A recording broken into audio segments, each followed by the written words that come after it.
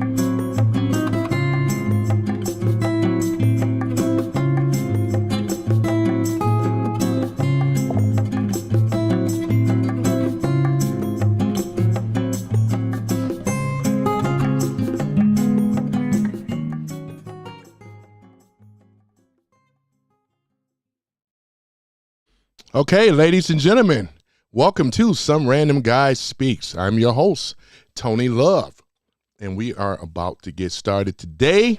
Man, you'll never guess who I spoke to today.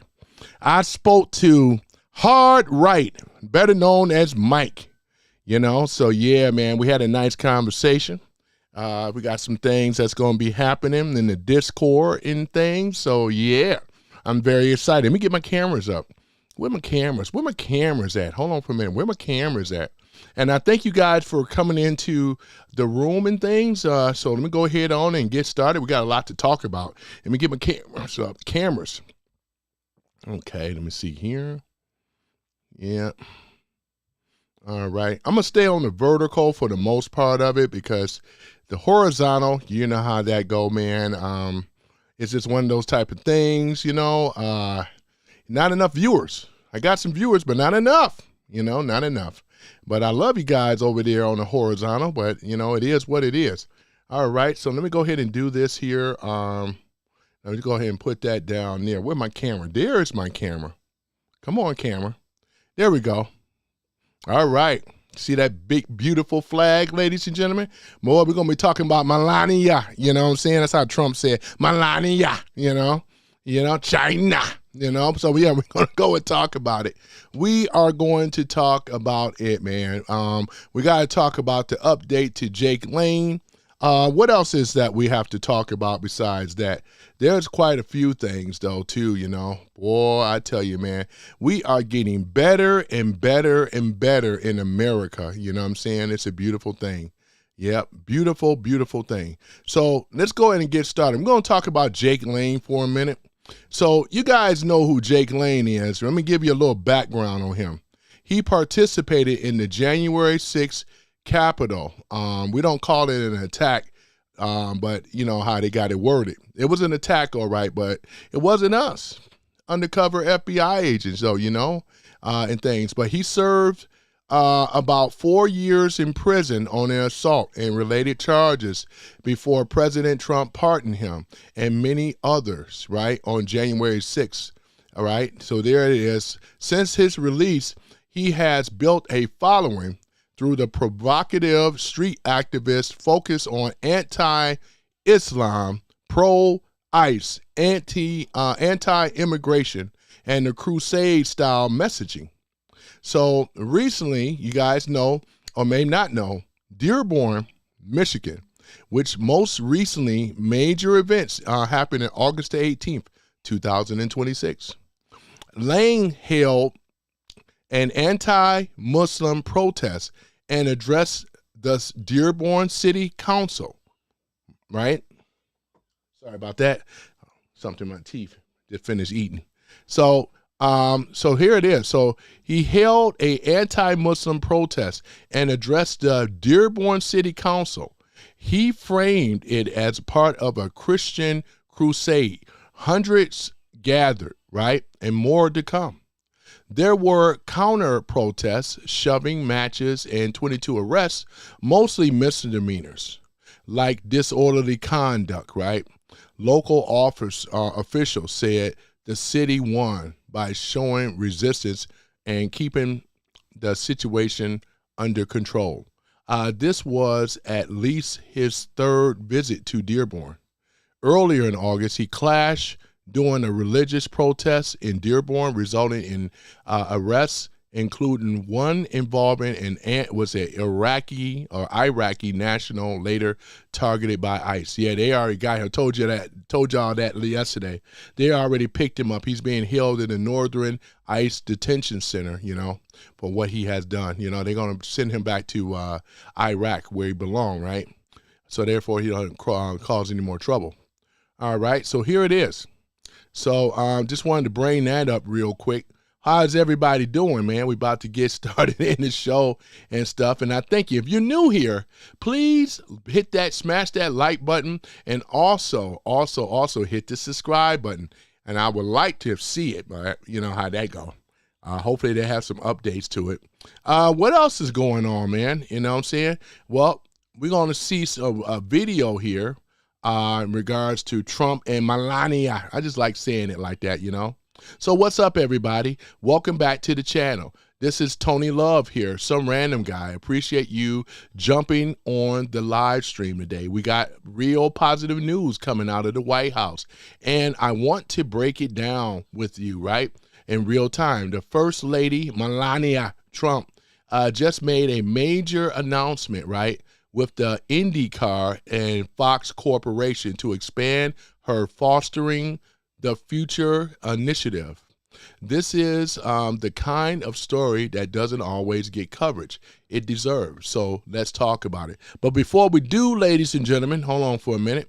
I said I'm going to address some people in the room. Give me one moment. I'm going to address some people. But before I do that, I got to go ahead and put up that Discord, you know. Hold on for a minute. I'm going to have a new home away from YouTube, but I'm going to still be on YouTube. I'm going to be on Rumble. But, yeah, let me go ahead and pull that up, you know. Hold on for one moment. What the heck is this? All right, let me go ahead and close this down. All right. Okay, hold on for a minute. There it is. This is from Hard Right. And we thought it would be a good idea.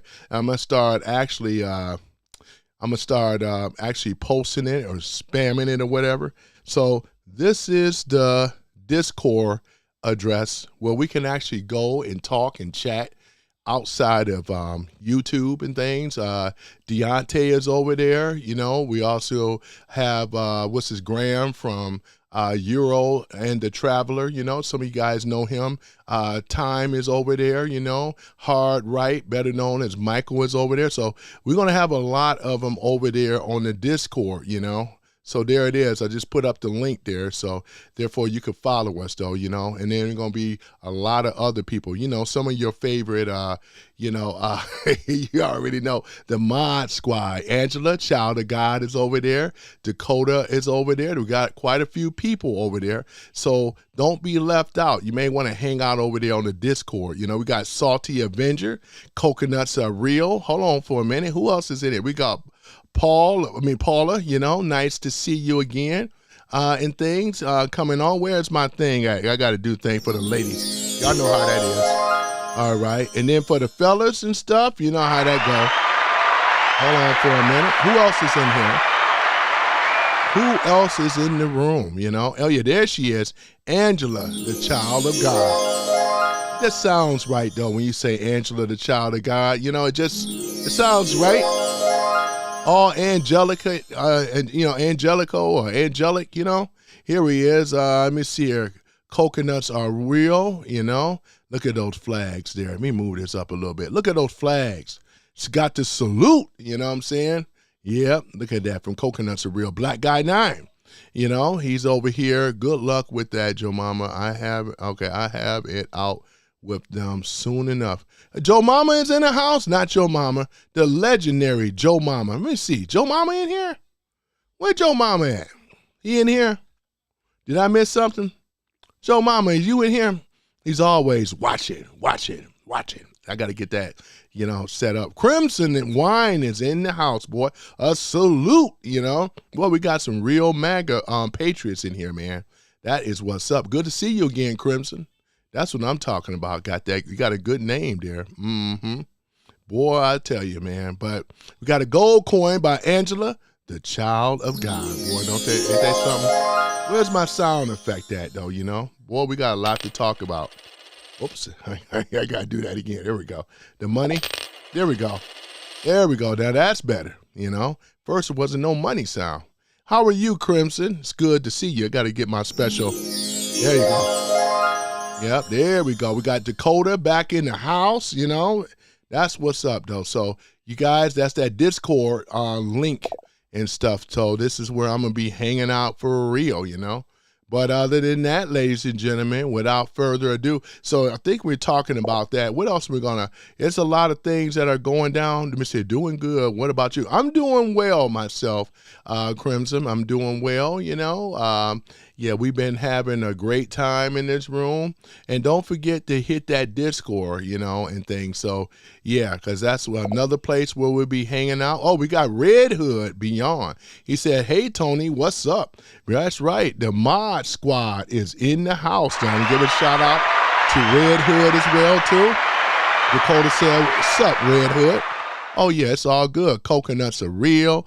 Black Guy 9, you know. Boy, I tell you, Angela, Child of God, all signing in. All, look at it. It's got Salty Avenger up in here, giving a great support. You know what I'm saying? Yeah, I like the cat. You know, I'm a cat lover, too, you know. I mean, I'm an animal lover in general, but I do love cats. I do.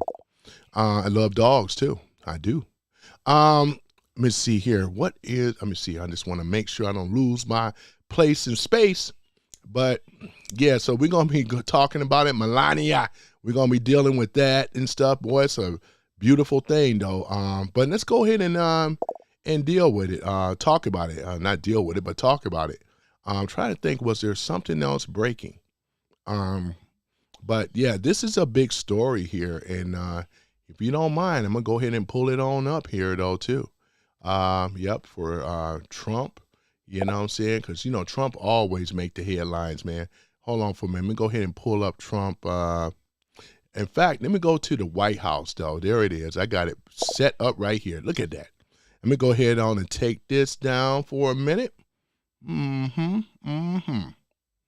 All right. So let me see here. We got that.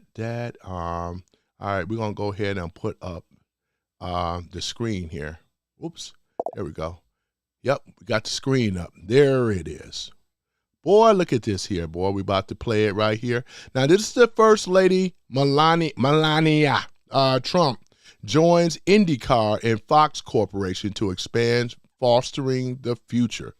This is her, I guess, a nonprofit organization. We're going to find out. Whoops. Let me see. It's going to hit that. There we go. All right. This is coming from the White House itself. The president, ladies and gentlemen, of the United States. The president of the United States, Donald J. Trump, and First Lady Melania Trump.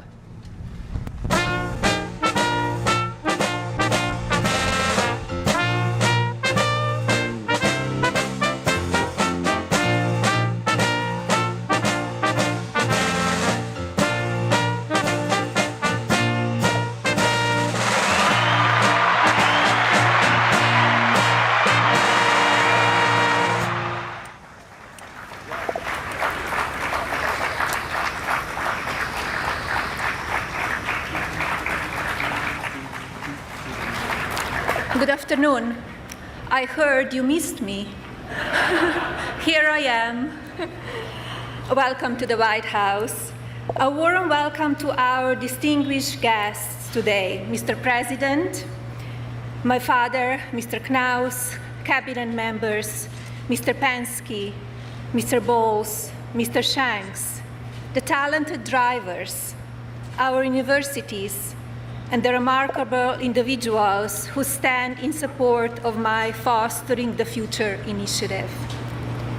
The greatest achievement, investment America can make is not in technology, infrastructure, or capital markets. It's our children. We are at the beginning of an era defined by artificial intelligence, robotics, and industries that have yet to be imagined. But America's greatest competitive advantage remains in its own people. Tomorrow's leaders are sitting in classrooms today, including those growing up in foster care. Their capability is no less remarkable. Fostering the future elevates America's youth based on merit and talent, lifting them beyond economic circumstance and every other condition that may limit opportunity. Our mission is simple yet transformational. Provide every young person from the foster care community the chance to earn a college education, launch a meaningful career, and achieve lasting financial independence. Today, Indiana University and Purdue University join Fostering the Future's growing coast-to-coast alliance of leading academic institutions. Congratulations and thank you.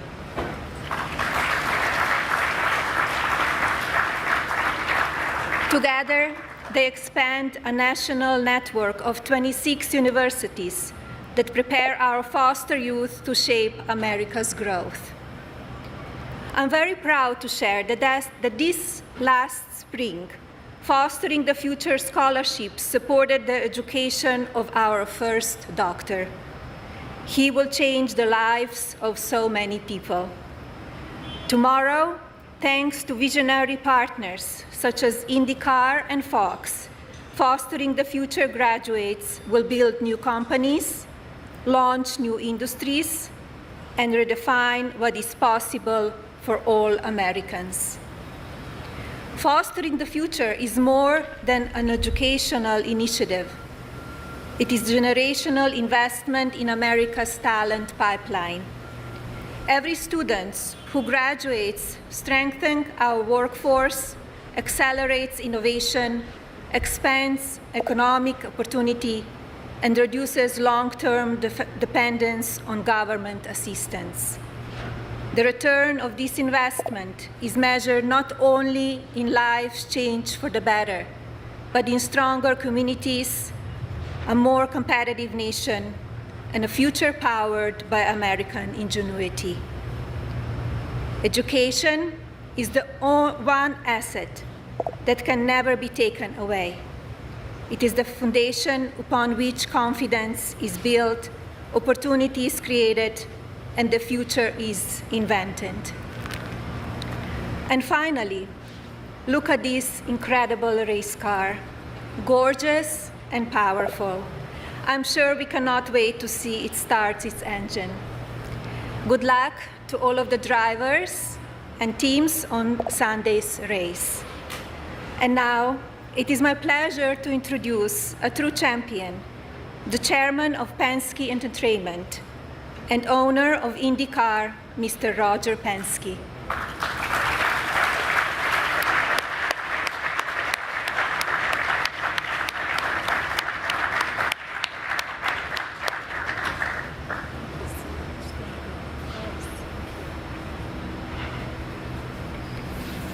Well, welcome, everyone. What an honor to be here today to represent many of you and the companies you represent, to support the First Lady's program, Fostering the Future. When you think about what the First Lady is committed to in her leadership, her commitment, and also to drive education amongst our younger generation. But you send a powerful message about our country that we are committed to education and fostering the next generation. Our company and Fox have the same core values, and that's giving back. We're so excited today to be part of launching this commitment to fostering the future. Thinking about the young people that are here today, they're going to be the benefactors, have an education, build a career, and I might say many of them might be the leaders of our country and our business. When I think about the future and I think about what we have today, we will have this weekend an amazing, iconic 250-mile Freedom Grand Prix. And it will cap off 250 years anniversary of our country. And with a powerful message that the First Lady has given us, millions of people around the world will see this history being made. And what about the thousands of people who will come here on their own to see the event and be part of that as we go forward? We're very excited. I can tell you, Mr. President and Madam First Lady, we are very excited to be part of this. Your commitment, the country's commitment, for youth and education is certainly our rising star. Thank you very much. At this point, I'd like to introduce Doug Bose, who is the president of the Indianapolis Motor Speedway. Doug?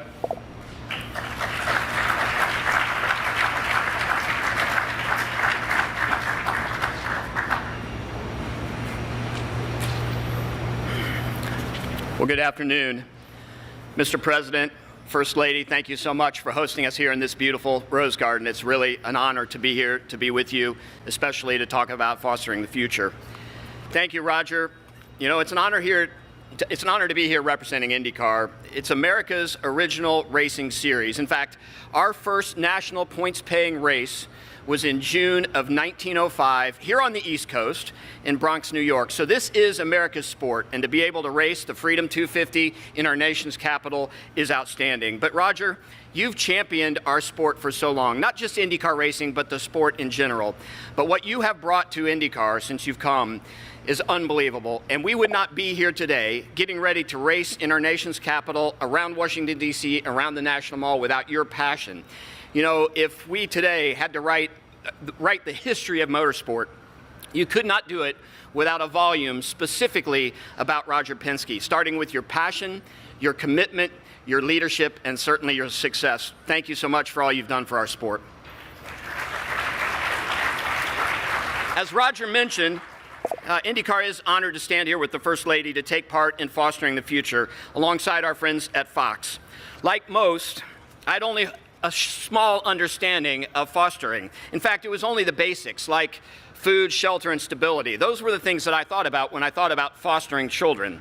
What I've learned along the way and understanding what fostering the future does, there are so many challenges that our foster kids face, especially at 18 when they become emancipated and are left without the infrastructure or the resources to immediately move into adulthood.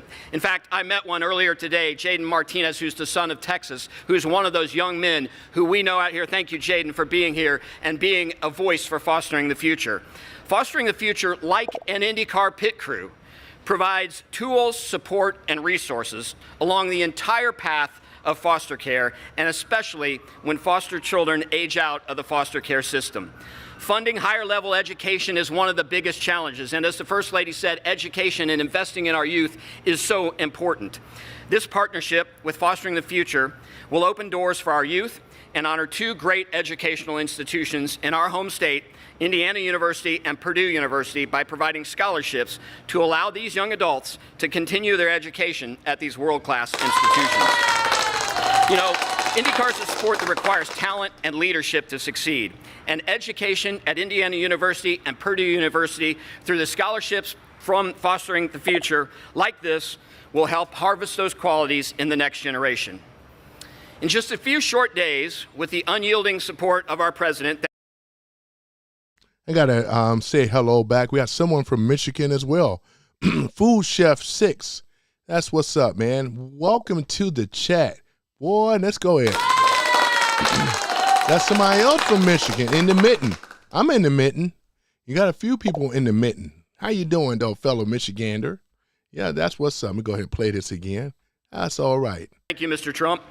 IndyCar will blaze an unprecedented path on the streets of our nation's capital. The stars of the fastest. Yeah, that's right. You got Coconuts Are Real. He's from Grayling. Yeah, that is what's up. I mean, where's my applause at again? There we go. Racing on Earth will reach speeds in excess of 180 miles an hour as they make their way past the U.S. Capitol building, the Washington Monument, and around the National Mall.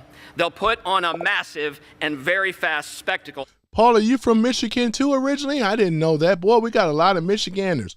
Yep, a lot of Michiganders, man. That is what's up. All right. Got a lot of Michiganders. To celebrate our country's 250th birthday. But before they strap in the cockpit and before they put those visors down, we have a few of them here today, and they've come bearing a special gift for the First Lady. I'd like to welcome those drivers right now, and if they could come up and join us by the left front of this beautiful IndyCar. 6-time IndyCar Series champion and 2008 Indianapolis 500 winner and the second winningest driver in the history of IndyCar racing, ladies and gentlemen, Scott Dixon. Next, an 8-time IndyCar Series winner and the winner of the 100th running of the Indianapolis 500, the 2016 race, whose wife just became an American citizen this past May at the Indianapolis Motor Speedway, ladies and gentlemen, Alexander Rossi. Second-generation American driver and IndyCar Series race winner Graham Rahal. And finally, yeah, I appreciate that. Coconuts are real, though. You drug her in here, drug Paula in here, you know. All we got to do is get, Tanya Zimmer, as a few others. Still looking for Texas Jane. Boy, Texas Jane in her 6 shooters. Looking for you, Texas Jane. 7-time IndyCar Series race winner Scott McLaughlin. And an important note about Scott McLaughlin. In April of 2025, this New Zealander became an American citizen. Scotty?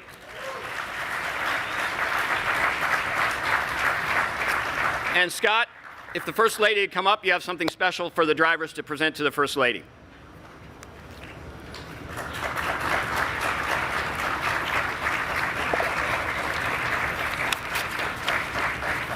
I know it's been a while since I've seen Texas Jane.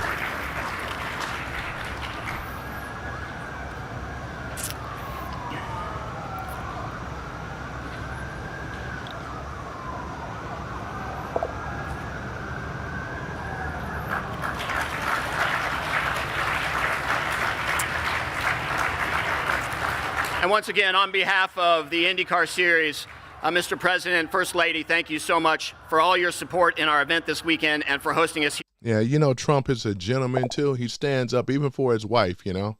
Remember when men used to stand up for women, you know? They used to stand up as they're sitting down, you know. Boy, I tell you, man. Today.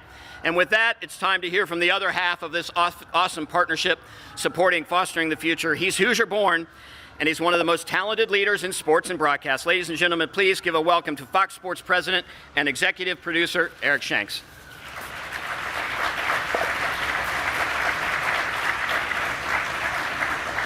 Yeah, I just ignore it, though. Texas Jane is all right with me. All right, so this is the finish line. Thank you, Doug, and good afternoon, everybody. It's a great time to be in the Rose Garden this afternoon. Standing here today as we talk about the crossroads of sports and opportunity and community, it fills me with great pride as a native of Indiana. Let me just ask him for a minute. This guy going by, was it Epstein Island? Best Friends Club? You can't have a wife. You can't have a girlfriend and children thinking like this. Man, I wouldn't believe it.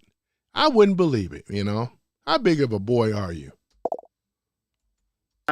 And an IU alum, thank you, Pam, where we are obligated to say that we are national champions on the football field as well as in the classroom. Now, through the work that we do every day at Fox Sports, we believe in investing in the future of America. Today, that commitment takes on an entirely new meaning. On behalf of Fox Corporation and our entire team at Fox Sports, we are extremely excited to partner with First Lady Melania Trump, I know, right? And her visionary Fostering the Future initiative. Fox is honored to provide scholarship funding at Indiana University and also Purdue University alongside our partners at IndyCar to ensure that foster youth have the tools and support to build bright futures. Mrs. Trump, thank you for your leadership in opening these critical doors. You are making a powerful impact for these kids. I also want to extend my thanks to our great partners at Penske and IndyCar, both Roger Penske and Doug Bose. Together, we aren't just creating pathways for these incredible students, we are also making history this weekend. Fox Sports I know, go blue, right in my backyard. Presents a landmark event this weekend with the Freedom 250 IndyCar Grand Prix right here in Washington, D.C., racing through the nation's capital to celebrate our 250th birthday. This is going to be a celebration of our great country unlike any other. So President Trump. Now, hold on for a minute, Anna. Now, hold on, Giovanni. Anna Giovanni. Now, there you go now. It was locker room talk. Hold on for a minute. It was locker room talk with what men had. He said a celebrity can almost get away with anything when you grab them by the, you know what. Now, you know what I'm saying? Come on now. By the BJJ. Come on now. That's what he said. If you're gonna do it, say it right. He said if you we're talking about the celebrity now, right? I know what he said. Nice try, you know? Yeah, Tony, I grew up in Dearborn Heights, Michigan. Oh, okay. Well, you know, Dearborn Heights, for the most part, is Dearborn Heights. But you see a lot of Arab population in Dearborn Heights too, with a lot of businesses and stores and everything. And, you know, so it's different than what you grew up with. What year did you grow up in? If you don't mind me asking, you don't have to be exact. Let me go ahead and put this in here. And First Lady, thank you for allowing us to have a race in your backyard. It takes incredible partners to pull off an event of this scale while lifting up our next generation at the same time. Thank you all for being a part of this milestone moment. We're going to present the checks to both Indiana and Purdue, and following the check presentation, that's going to conclude 87. our event for today. Thank you for coming. Crestwood or Divine Child. I knew somebody that went to Divine Child, friend of mine. Her son went to St. Linus. By the way, St. Linus is closing down, though. They didn't really have enough school participation. It's sad, though, too. St. Linus is closing. Boy, I tell you, literally walked to kindergarten at 5. Oh, you must have been very close, because I know the high schools, Crestwood, a few other ones, you know. I guess there's something going on with their audio here, but they'll straighten it out. We got Pocket back in the house. Let me see here. Well, hold on for a minute. Oh, yeah, you went to Crestwood. Yeah, I know where Crestwood is. Yep, that's in Dearborn Heights. What about it? 24 gentlemen cheat on their wives after they given birth to your son. Pocket says, Trump, what's that? Rubies, do you want to actually lift people?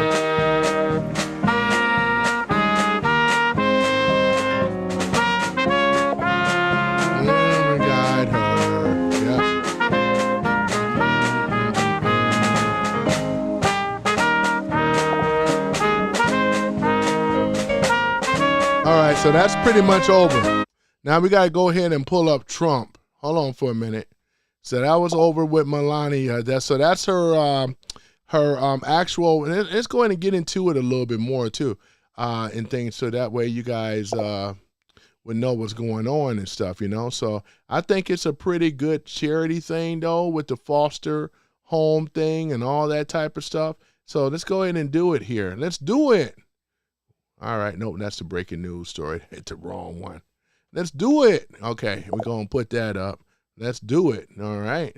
You know who that is, Arnold. Get down. Get down in the chopper. Get down. Get down. You know. Oh, my goodness. All right. Whoops, wrong one. Yep, get down in the chopper. You got to get down. All right, let's see here. Oh, that's the right one. All right, guys, give me one moment here while I pull up Trump. You know what I'm saying? Before I pull up Trump, let me do this here, though, too. We're going to go ahead on and remove, just for a minute. We're going to remove that one, though. There we go. Got to have a uniform, you know? All right, so here it is right here. So we're going to go ahead and get into it, ladies and gentlemen. So if you're new here, please hit the like button and hit that subscribe button. What's up, everybody? Once again, back to the channel. Tony Love here, some random guy speaks, right? Appreciate you jumping on the live today, right? We've got some real positive news coming out of the White House. You guys just seen it. And I want to break it down, right, for in real time. First Lady Melania Trump just made a major announcement with the IndyCar and FOX Corporation to expand her Fostering the Future initiative. This is the kind of story that doesn't always get the coverage. It deserves it, right? So let's talk about it. Yesterday, the Rose Garden, which is today, First Lady Melania Trump stood with President Trump, IndyCar leadership, Fox Sports, university president, right? Race car driver, right? And young people who have been through the foster care system. You know, it sucks. You know, that's what I always hear, you know. But she announced a $2 million scholarship fund, $1 million from the IndyCar, $1 million from Fox Corporation. That's the money. Well, that's money is going right or straight to scholarships at Indiana University, you know, and Purdue, right, University, for young people transitioning out of foster care. This is a beautiful thing right here, ladies and gentlemen. It's beautiful, right? So we're talking about when kids turn 18 and when they transition out of the foster care home. Is it 18 or 21? One of the two, right? I think it's 21. But at any event, when they transition out, they're going to have a scholarship waiting for them. Boy, I tell you, man, this is what winning looks like once again, ladies and gentlemen, coming from our president that we all know and love, and that's Donald John Trump, man, president of the United States of America, boy. This is what winning looks like. And no matter how much the haters try to hate, you got the Trump account where children that was born last year of 2025, 2026 and on, they're going to have $1,000 trust funds. It's sitting there for them, right? And the parents can pay into it, and the other corporations are paying into it. It's just starting at $1,000, but it's going to go up. It's going to get better than $1,000 by the time they're 18. Oh my goodness, man! But this is what winning is like. What have the Dems did? What has the pedocrats did? Absolutely nothing. But rob this country blind, stealing our taxpayers, right? Over here, lining themselves with the enemies of America. We already got the one with the big ear galoot that got war crimes coming up against him, and crooked Hillary too. Boy, I tell you, man. So this brings her fostering to the Future Network up to 26 universities across the country. The goal is simple and powerful. Give these kids a real shot at a college education, a career, a financial independence, ladies and gentlemen. That's what that is. Melania put it plainly. She said the great achievement in America can make isn't in technology or market, it's our children, man. Ain't that a beautiful thing? This is coming from Melania Trump. She also said the mission is straightforward. Every young person coming out of the foster care, right? Oh, man, should have the chance to earn a degree, launch a career, and build a lasting dependence. Boy, ain't that something? Boy, independence, I'm sorry. This is not talk. National numbers show only a tiny % of the former foster youth finish a 4-year degree program like this, and designed to change that by focusing on merit, talent, and real opportunity, man. This is the thing. Not making them victims, not taking advantage of them in the system, but where the children can grow. They can inspire, they can be somebody, right? Remember what Jesse Jackson used to say, I am somebody. I am somebody. I am somebody. That's a little bit before some of you guys, you know what I'm saying? But here it is. This announcement is timed with something bigger. The weekend is Freedom 250, right? Grand Prix in Washington, D.C. We're talking about the IndyCar racing through the streets of the national capital to celebrate America's 250th birthday. Boy, I tell y'all, Fox is broadcasting it. Boy, good old Fox, right? The partnership message is going to be visible all weekend. Education and opportunity, meeting American, right? American sport, motorsports, and national celebration. That's a strong combination. Look, this is the kind of work that actually helps people, private sector, sports, universities, and the First Lady's initiative all pulling on the same direction, right? For kids who need a hand up. Not a hand out, but a hand up. And if the pedocrats could understand that, it's not a hand out, it's a hand up. Everybody need a hand up and a leg up, you know what I'm saying?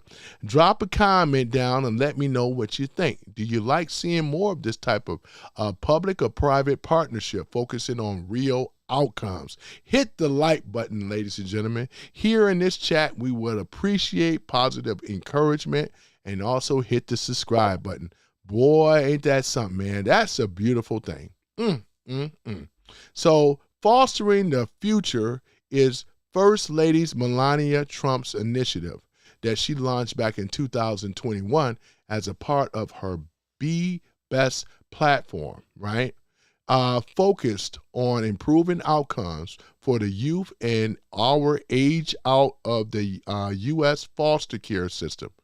It emphasized on education, housing stability, financial independence, not dependence like the pedocrats like to do, and reducing the long-standing barriers that scholarships, policies, changes, and public-private partnership and new tools. Yep. If the pedocrats can understand that, boy, things will be a lot better, man. That's what it is. It's about independence. It's about a hand up, not a hand out. Boy, I tell you, man, ain't that something? It's a beautiful thing, right? So the national statistics from the National Foster Youth Institute and related sources highlighted the severe gaps. Only about 50% of the foster children finish high school.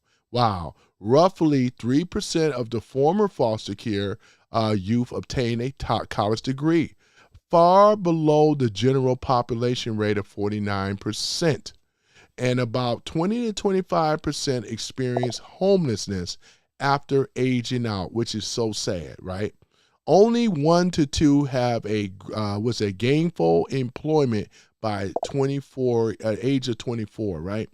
Boy, I tell you though, look at this. More than 20,000 youth age out of the care each year. Roughly about 15,000 exit without a permanent family placement in the annual and recent data, man. This is so sad, man. And this is why the initiative frames it as a solvable through targeted opportunities rather than expanded dependencies. It's something that the pedocrats just do not understand, right?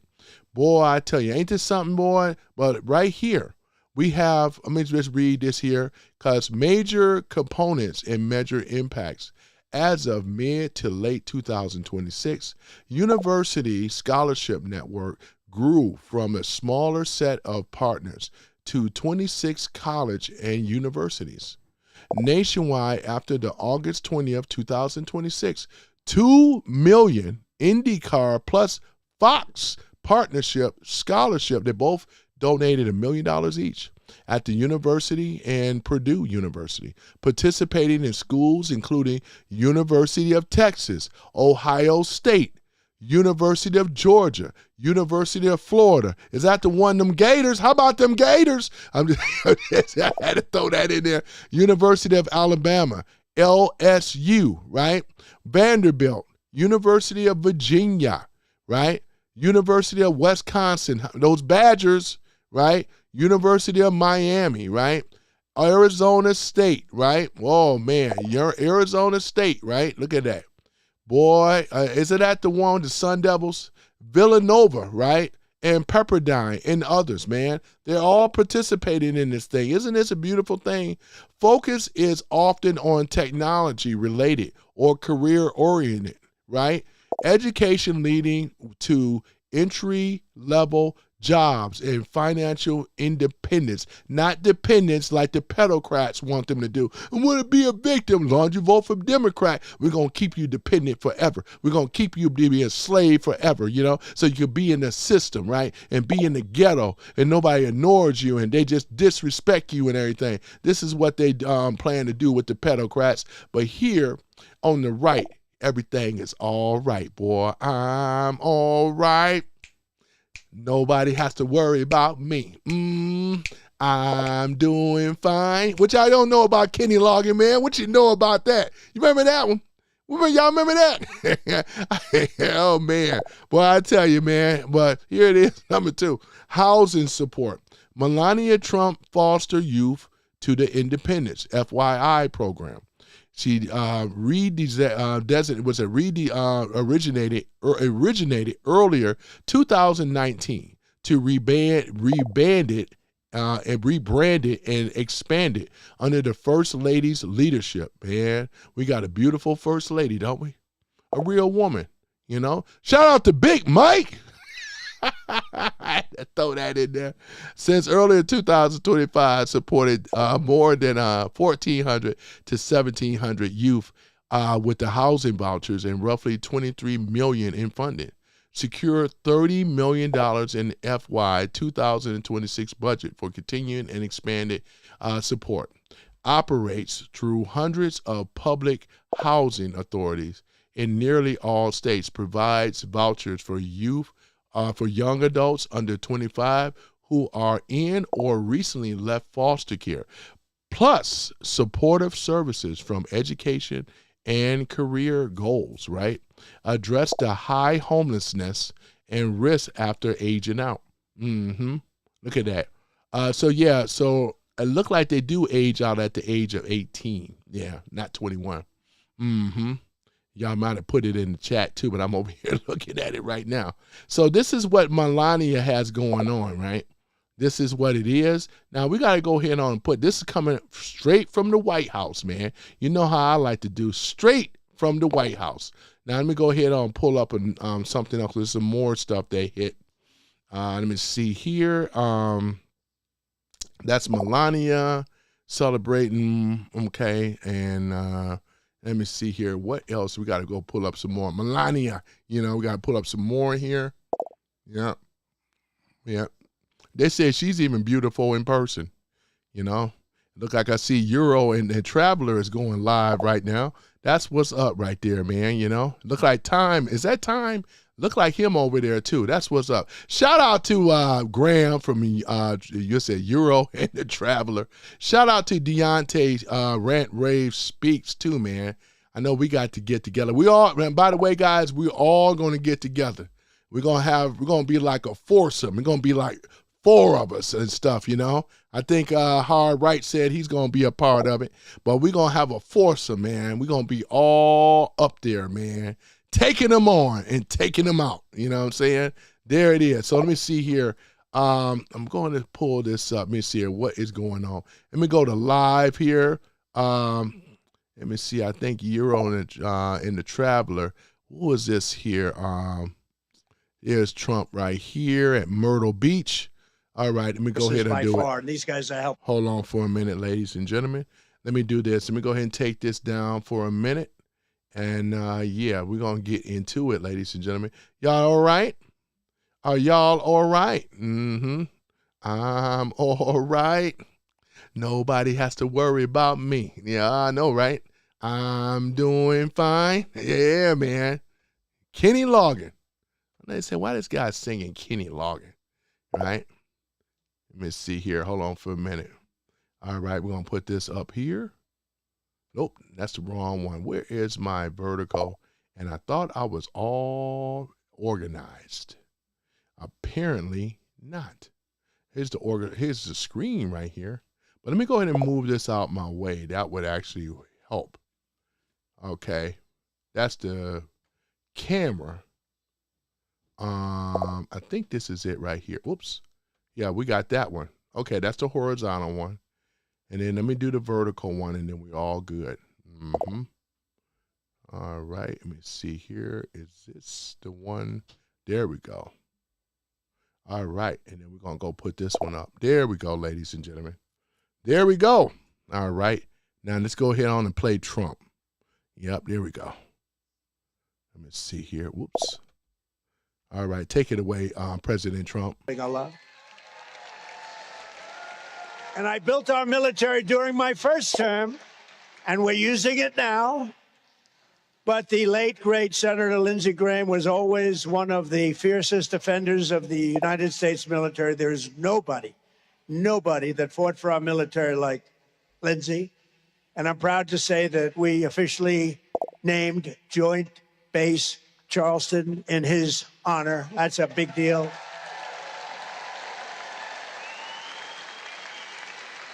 That's a big deal. And he really deserves it. You see things named after people, sometimes you say, what's that all about? He deserves it. So we're delivering Joint Base. Lindsey Graham, nearly $360 million in this year's defense spending. That's good for your state also. And millions more are going to be spent on the Marines at Beaufort and Parris Island. With Darlene as your senator, those bases will be part of the bedrock of American military dominance for decades and decades to come. And I'm so proud of what we're able to do so easily with Lindsey. You know, name changes on bases is a big deal. It takes many, many years, right? This one took a week. That's how much he deserved it. You got a liquor store dinosaur in the house. The entire family. Thumbs back up to you, though, sir. Right. We miss him. Liquor store, let me put a post it again. There you go. Pleased also to be joined tonight by many great South Carolina patriots, including just about my first endorsement in the great state of South Carolina. He was the lieutenant governor at the time. And you had a governor that I didn't like too much. And she endorsed somebody else. And I said, that's strange, because I was always Cornelius, I care. But we had a lieutenant governor named Henry McMaster, and Peg is a part of Henry McMaster. And he said, I endorse the guy named Donald Trump who's running. He's going to be a great president. And Michael I want to Gomez, ask, no spamming, sir. You have been an unbelievable governor. And I want to thank Henry McMaster. Thank you, Henry. Please.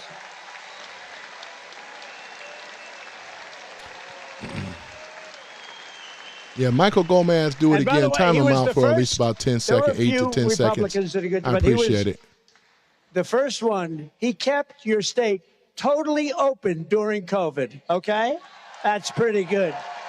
He turned out just to be going right. in time on out, though. He turned out to be right, not gonna Darlene, act right. These other guys, they closed up the states. The states will never actually recover. Appreciate it. Mostly blue states, in all fairness. With us also is Senator Tim Scott and Senator John Barrasso. Would you come up? Come on up. And I want to ask Russell Fry to come up. Come up, Russell. Come up here. What the hell? It's Friday night. We got Bud. We got Bud Russell in the house. Let's have a good time, right? Bud Russell.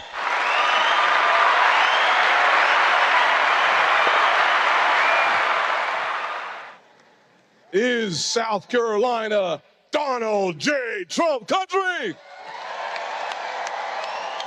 Oh, now this is South Carolina. And when we say we love President Trump, we say it loud and we say it proud. Is this Donald Trump country?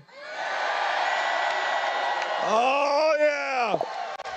We love a president who closes our borders. Yes, sir. We love a president who cuts our taxes. We do. And we love a president who keeps Americans safe. It's safer than it ever been in a long time, since 1936. Beautiful thing. Mr. President, I told these folks earlier that Wyoming and South Carolina are... I could have been a better hype man. He's all right, but I would have hyped Trump up. Boy, I would have been a great hype man, you know? Folks, states filled with conservative people who love Donald J. Trump, the President of the United States. Boy, we got Dana in the house. Dana Dane. Hold on for a minute. Y'all say hello to Dane. She said, hi, my friend. I'm waving at you too, Dana. You know, look at Dana. Look at that smile. Conservative women hang out on this channel, you know.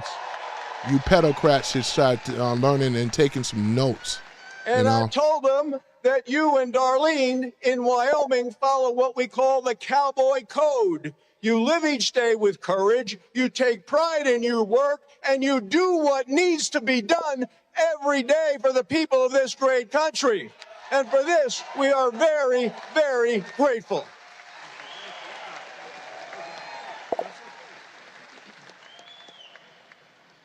Myrtle Beach, how we doing?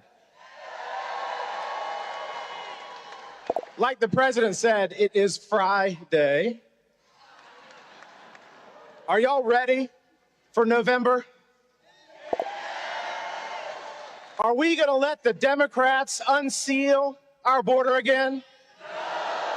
Are we going to let them raise our taxes? Nope. Are we going to let them transform our children into robots? Nope. Oh, of course we're not. You know why? Because MAGA is strong. And Yes, it MAGA is. is strong when we work as a team. That is correct. This team right here, and Darlene Graham is our next senator. Let's go get the job done. Thank you, Crimson Wine 64. Yeah, we're not going to allow them to do it. We're not going to let them, we're not going to allow them to take over the country. Here's our president.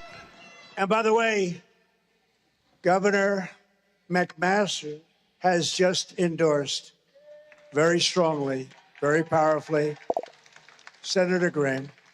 So that's good. That's a big endorsement. Darlene, that's a big endorsement. That's pretty good. I think it was, you know, a lot of politicians want to stay out of a race. They never get involved. Dana, I know, right? Henry's different, It sure but does. Just gave her a full-throated endorsement. Thank you very much. That's great. Thank you, Heather. Also with us is the Speaker of the South Carolina House, Merrill Smith. Thank you, Merrill. Thank you very much. Good job. And two fantastic Republican candidates. And Broham, behave, man. Behave. I know you're upset and jealous, Broham. You notice a brother right here. See, I already know who the brothers are when they come into the chat, the sisters too. You know what I'm saying? Broham. Nobody else talk like this. That's how we know, right? Oh, man, I tell you, man. Yeah, Broham, just cool your jets, man. Don't get too crazy up here. And I know you enjoy Cox and all the rest of that stuff, but let's be respectful, man. Show your intelligence. Have a real debate, right? Don't sit up here and hide about it. Be about it. Don't hide. Let's have a real debate. Who have my complete and total endorsement. Jenny Honeycutt for the 1st Congressional District. They just keep going on and on and on. He's scared to have the debate, but he can just throw names. Name calling, man. Jenny's terrific. And Congressional District, think of this, somebody that's very special, somebody that I've known for a long time, Cody Simpson for Agriculture Commissioner. Cody's going to do a great job, right? Thank you, Cody, very much. Good luck. I also want to express our thanks to a wonderful woman here tonight.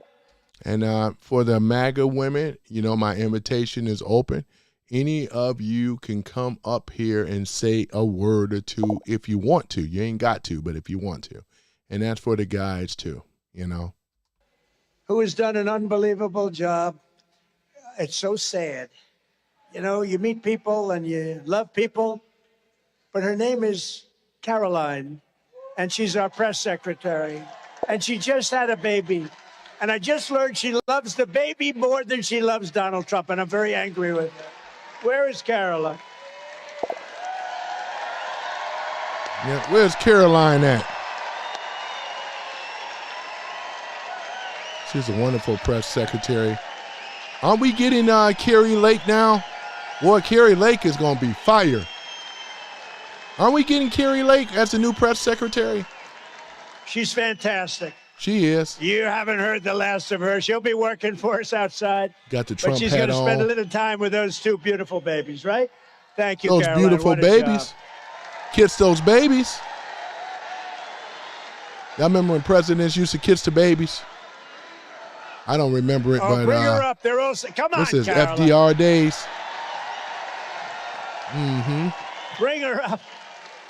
Come on, Caroline.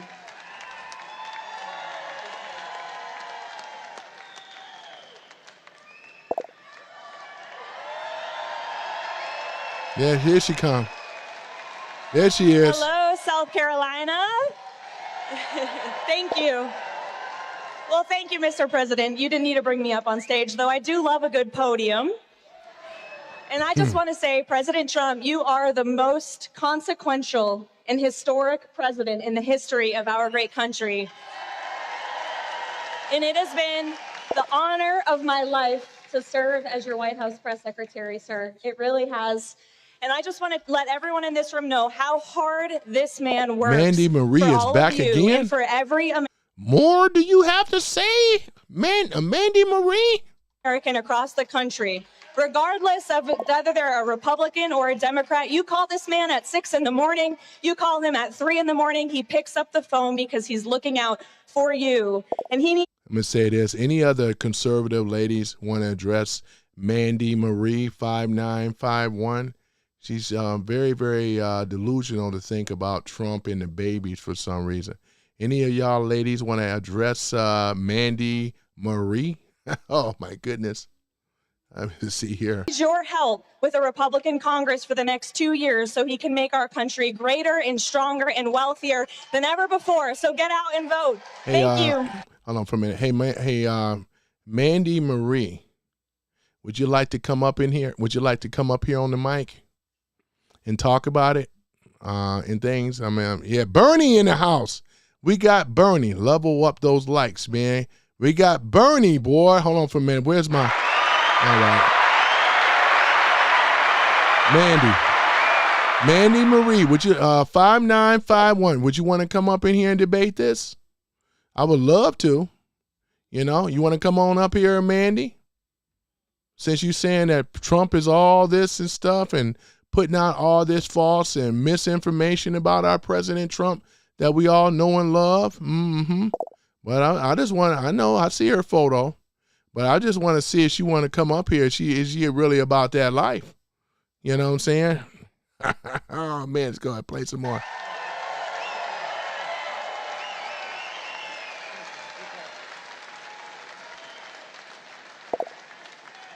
Well, she was great, and she continues to be great. And you'll be hearing from her. She got a great life Boy, ahead. she But, hightailed it right on out of here. Babies for a little while at least. And she is very special. Thank you very much, Caroline. So in just 19 months, we've turned this country completely around. And today our border is secure, jobs are up, inflation is down, investment is pouring in, factories are opening. Our military is more powerful than it has ever been before. America is back, and our greatest victories are yet to come. Today, with our Republican majorities in Congress, yeah, Ryan, you're right about crush that. Violent crime, impose harsh new penalties for dangerous repeat offenders, crack down on Marxist prosecutors, and we will end no cash bail, where it all started. No cash bail. We will expand my most favored nation policy on drug prices, where drugs are down 70, 80, and 90%. Nobody has ever even thought of that. Yeah, For Caroline decades, was good. Americans paid the highest prices for prescription drugs anywhere in the world by far. And now we are paying the lowest price paid by any other country. So you went from paying the highest prices in the world to the lowest prices in the world. And I had to work hard to get that done. So I'm giving you the largest prescription drug price cuts in history, with differences of 400, 500, and even 6. Hey, Jay. All right. Yeah. You know, he puts down here, Trump bought Melania from Epstein. Yep. You want to talk about it, Jay? Do you want to come up here and talk about it? 100%. Think of that. You'd ever think you'd hear that? You know, it's funny. In my first term, I was very proud because I was able to cut drug from January to December by, think of this, 1/8%. It's the first time a drug cut was able to get through for a year period. Bud Russell, hold on for a years. minute. Yeah, you're right, though, Bud Russell. I wanted to talk about that. Yeah, they raided Swalwell's house. They took some documents and information and stuff. He's not arrested, at least not yet, but they did. Yeah, they came up in there and raided it and things. Yep. They did to what they did to Trump. Now it's Trump's turn, because they ain't had no reason to raid Trump's Mar-a-Lago. Who else got raided? I think it was Stone, Oliver Stone. I think not Oliver Stone. What's his name? Roger Stone's Oliver Stone. Roger Stone, right? And things. So yeah, but here it is. Rightfully so, though. Just like they did with what's his name? The one with the thick mustache. Y'all know what I'm talking about. Over the was he over the DOJ or what's his name? It didn't come back to me. It's been a little while though. Yep. Boy, I tell you. Yep. No, it's let's see. We gonna read what you guys have to say over here. Yep. Boy, I tell you. Yep. Facts, Dana. She says, "Oh wow." Salty Savage says, Fairy Berry and Big Mike bought their daughter from the Epstein. Now that's probably more believable, right? Oh my goodness. We all know two men can't reproduce. Sure cannot. Dana says, oh no, lower prices, the audacity. Paula says, Oliver should have been rated. LOL, coconuts are real. They cowards, right, Tony? I call, but we be debating Trump being the best president of my adult life. Yeah, you're right. You're right about that. We'll be debating that. Let me see here.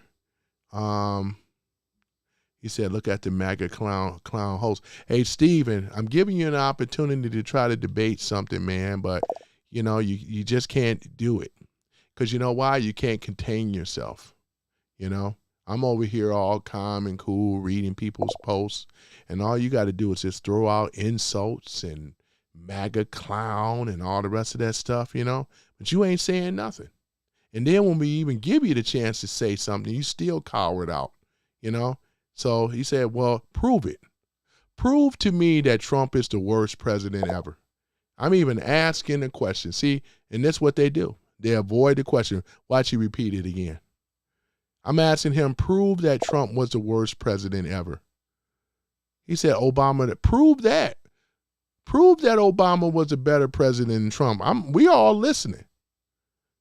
Stephen, I mean, if you were to get out of your feelings and start using your head and start using intellect and knowledge and maybe teach us something. What is it about Obama that we don't know? What is it about President Trump that we don't know, Boy, I tell you. Let me say, Travis Simmons says, I like you, brother. Just came across you. I'm subscribing. I appreciate you so much, Travis Simpson. Man, let me go ahead and give him a shout out. Let me go ahead and post that up, too. I appreciate it, man. Yeah, over here, man, we kick the facts, kick the truth, and kick the pedocrats right in their behind, right? Boy, I tell you, man. You give them an opportunity with these old sensitive. It's Simon, okay?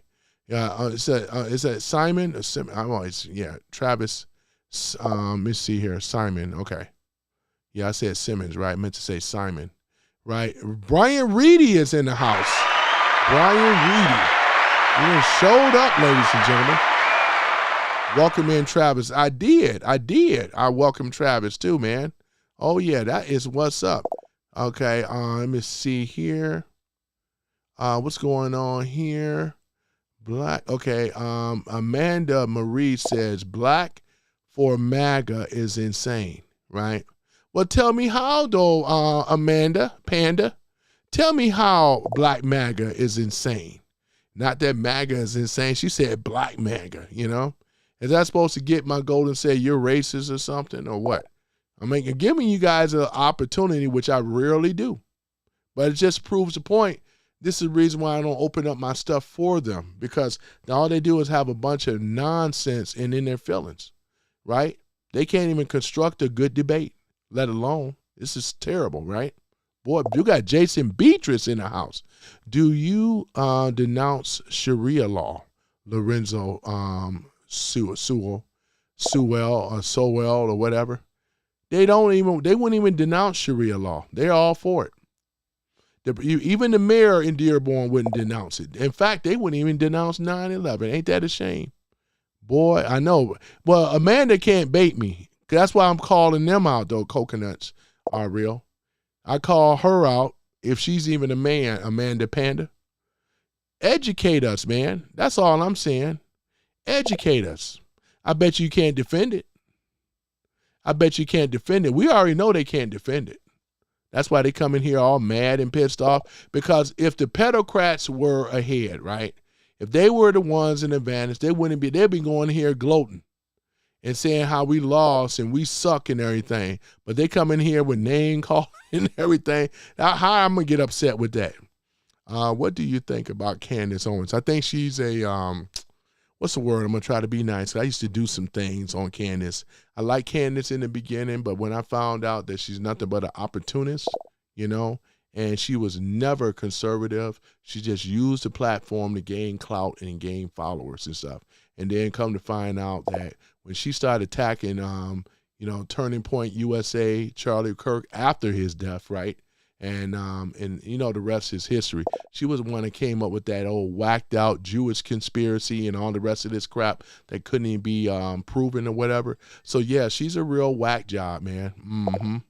Yep, she's a yeah, you did the right thing, Paula, though. She's a real whack job, you know what I'm saying? So she was on somebody's show, forgot who that was, and he had a debate with her though, and then she just started falling apart. So yeah, she's a nut job, man. I don't follow her at all.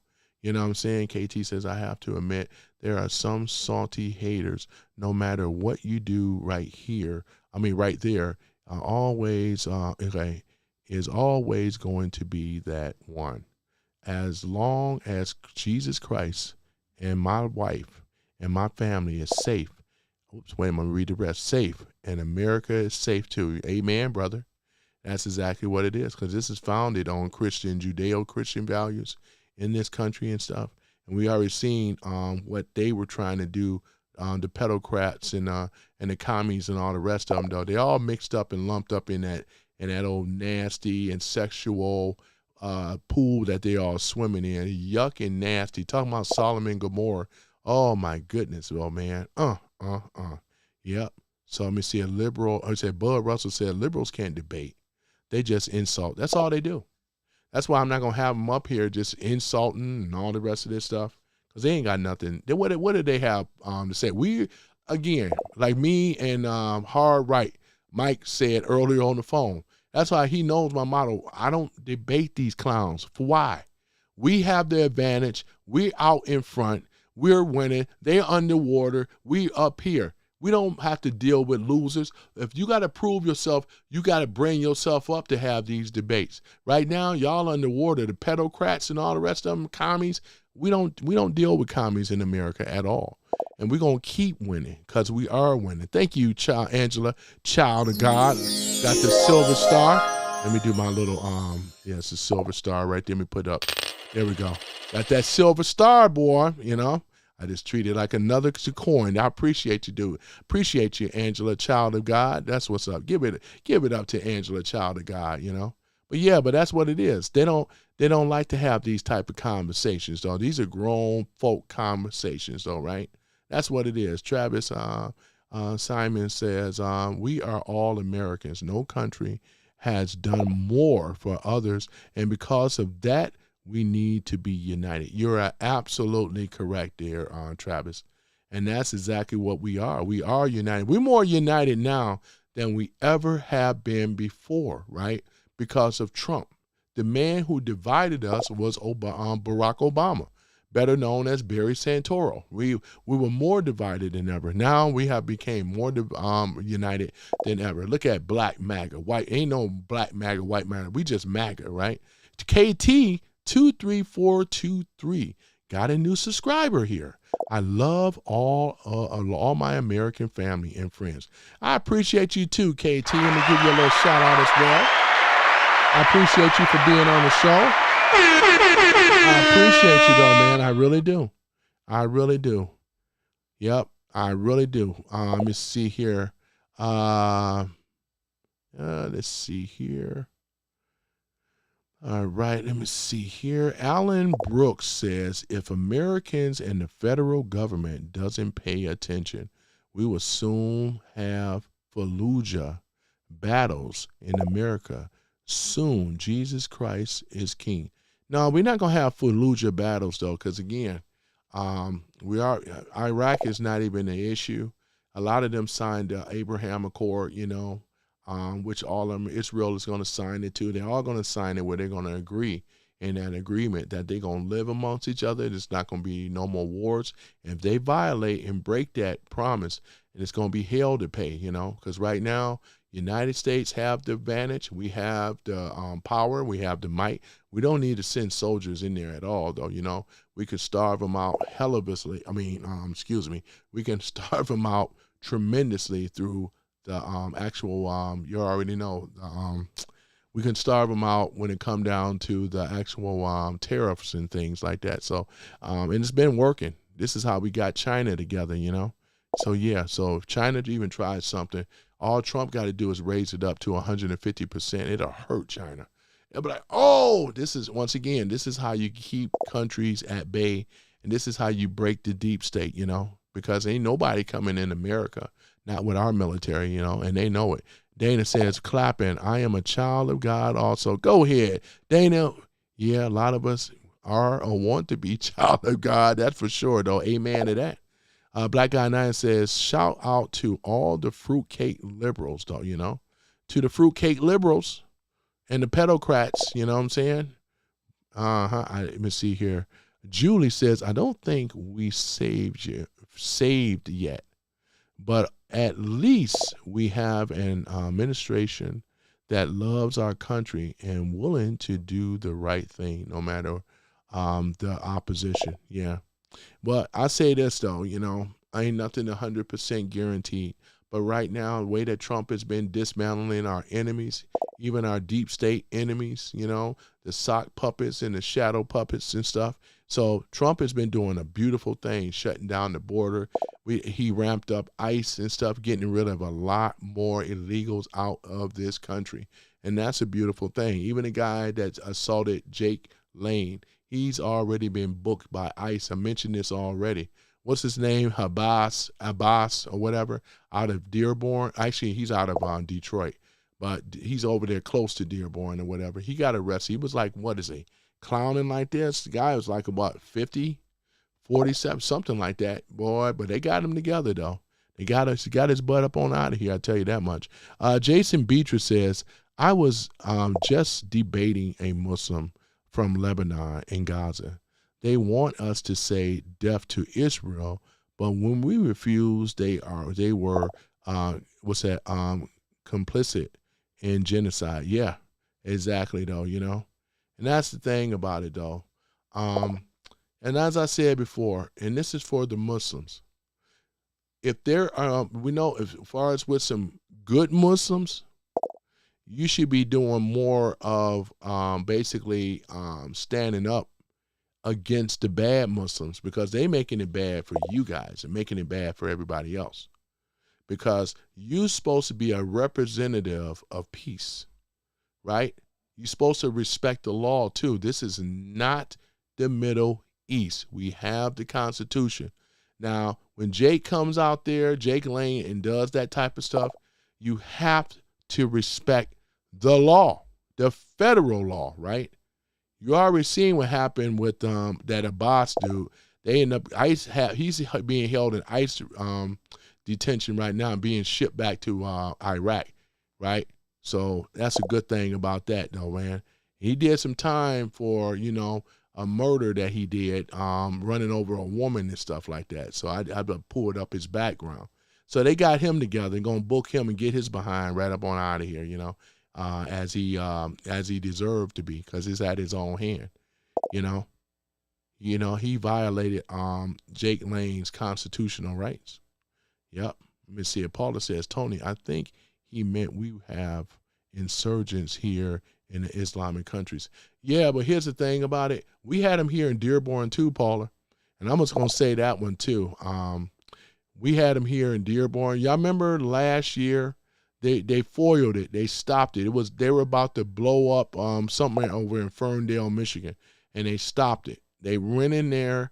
One thing you may not be aware of, Trump have what they call Space Force, right? And they have the military, they have this technology where they can actually see with the satellites and stuff. I'm not going to say it's 100% perfect, but they are aware that there could possibly still be some sleeper cells here. And there's still cells of other people as well, too. But like I said, we're a lot more safer now than we were before. When we were under the DMs, you know, they wouldn't be catching this stuff. Stuff would have been happening. Then they'd come afterwards and play it off because it's part of the plan, right? Now you're seeing FBI 2.0. You're seeing DOJ 2.0, right? You're seeing Homeland Security 2.0. So, yeah, we're in a better situation, though, you know? And like I said, they already watching Dearborn. Dearborn and Dearborn Heights, they got heavy surveillance over there in that city. That's how they were able to pick those other people up. Now, you know who brought more awareness to Dearborn? It's Jake Lane. And he's more welcome to come back here anytime, you know? Anytime. He can come back over here and do it again. Because when he came over here and found out how Dearborn is, he's trying to do the Christian Crusades and stuff like that. You gotta support him, because if we didn't have this, so right now Dearborn, the mayor, is panic out. You can see it in his eyes. In fact, we can go ahead and pull that up. Just hold on for a minute, because I did pull that up too. Hold on for a minute. We go pull up. Let's go ahead and pull up Dearborn, man. Hold on for a minute. They watching Dearborn, man, big time. Watching. I gotta get that sound effect. Hold on for a minute. Dearborn. Let me see here. Michigan. Yep. Let me see here. This was a county meeting. Dearborn. Let me see here. Let me show you something here a little bit.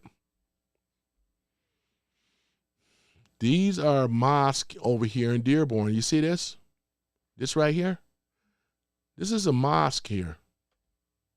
New at 5, call to prayer controversy. Some Dearborn families speaking out now, and one mosque is responding. The outdoor calls to prayer can be heard on loudspeakers throughout Dearborn. This is 10 months ago. Twice a day. The city has a vast Muslim population, and several mosques play calls to prayer for those families. That includes the Islamic Institute of Knowledge on Schaefer, which is now changing when and how loud they will play calls to prayer. Paula knows where this is. 7 News Detroit reporter RØDE Al-Sinaida listening to community members' concerns and showing us the steps one mosque is taking to try and accommodate neighbors. Here at the Islamic Institute of Knowledge on Schaefer, the call to prayer comes out twice a day through that loudspeaker up there for about 2 minutes. It's just one of the many mosques that follow this practice in the city, raising some concerns with residents.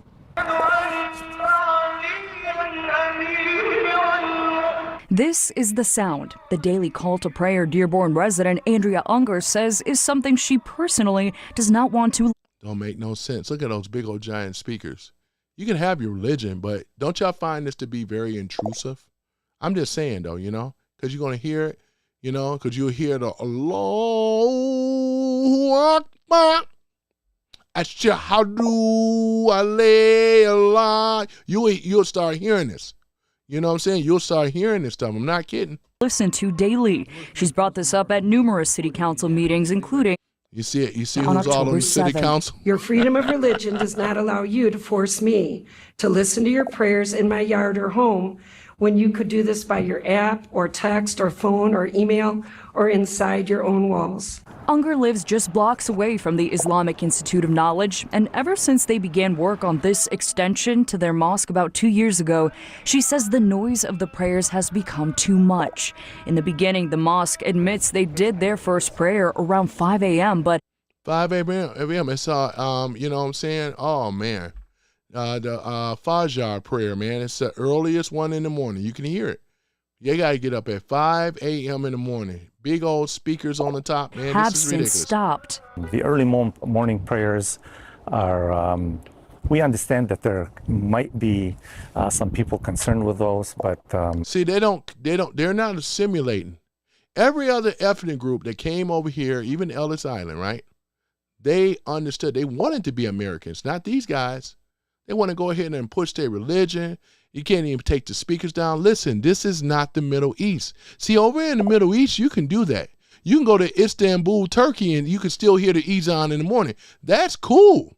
Over there, it works in there. Iraq, Iran, Yemen, you name it. Jordanian, right? Beirut, Lebanon. You can do all that over there. But over here, these people are Christian mostly, man. You don't want to hear that 5 a.m. in the morning. You know what I'm saying? That's the thing about it. But you are intrusive. You're pushing your viewpoints on us. That's all we're saying. It wouldn't be so bad. You don't see the Hindus. You don't see the Sikh with no loudspeakers on the front. They pray inside their temple. I've dropped off many times over here at the Sikh, you know what I'm saying, Punjabi and all the rest of them. They ain't got no big speaker signs up there, and you won't hear them. You know what I'm saying? You go by there, peace and serenity. Why can't you be peace and serenity? Don't think we don't know. They got an app, ladies and gentlemen, that they can download for all Muslims. It's an app. And it does the same thing. When it comes to prayer, they go to Allahu Akbar. You know what I'm saying? You know what I'm saying? It's on the app. You don't need no big old speaker. You know what time it is. You know when you can go in, you know what I'm saying, and do your prayers. We ain't against that. But look at it, just being intrusive, man. Look at this, man. It don't make no sense. Just go in here and hear this foolishness. Since these complaints came in, we took the proactive step in order to eliminate the morning prayer, just to make sure we're respectful to.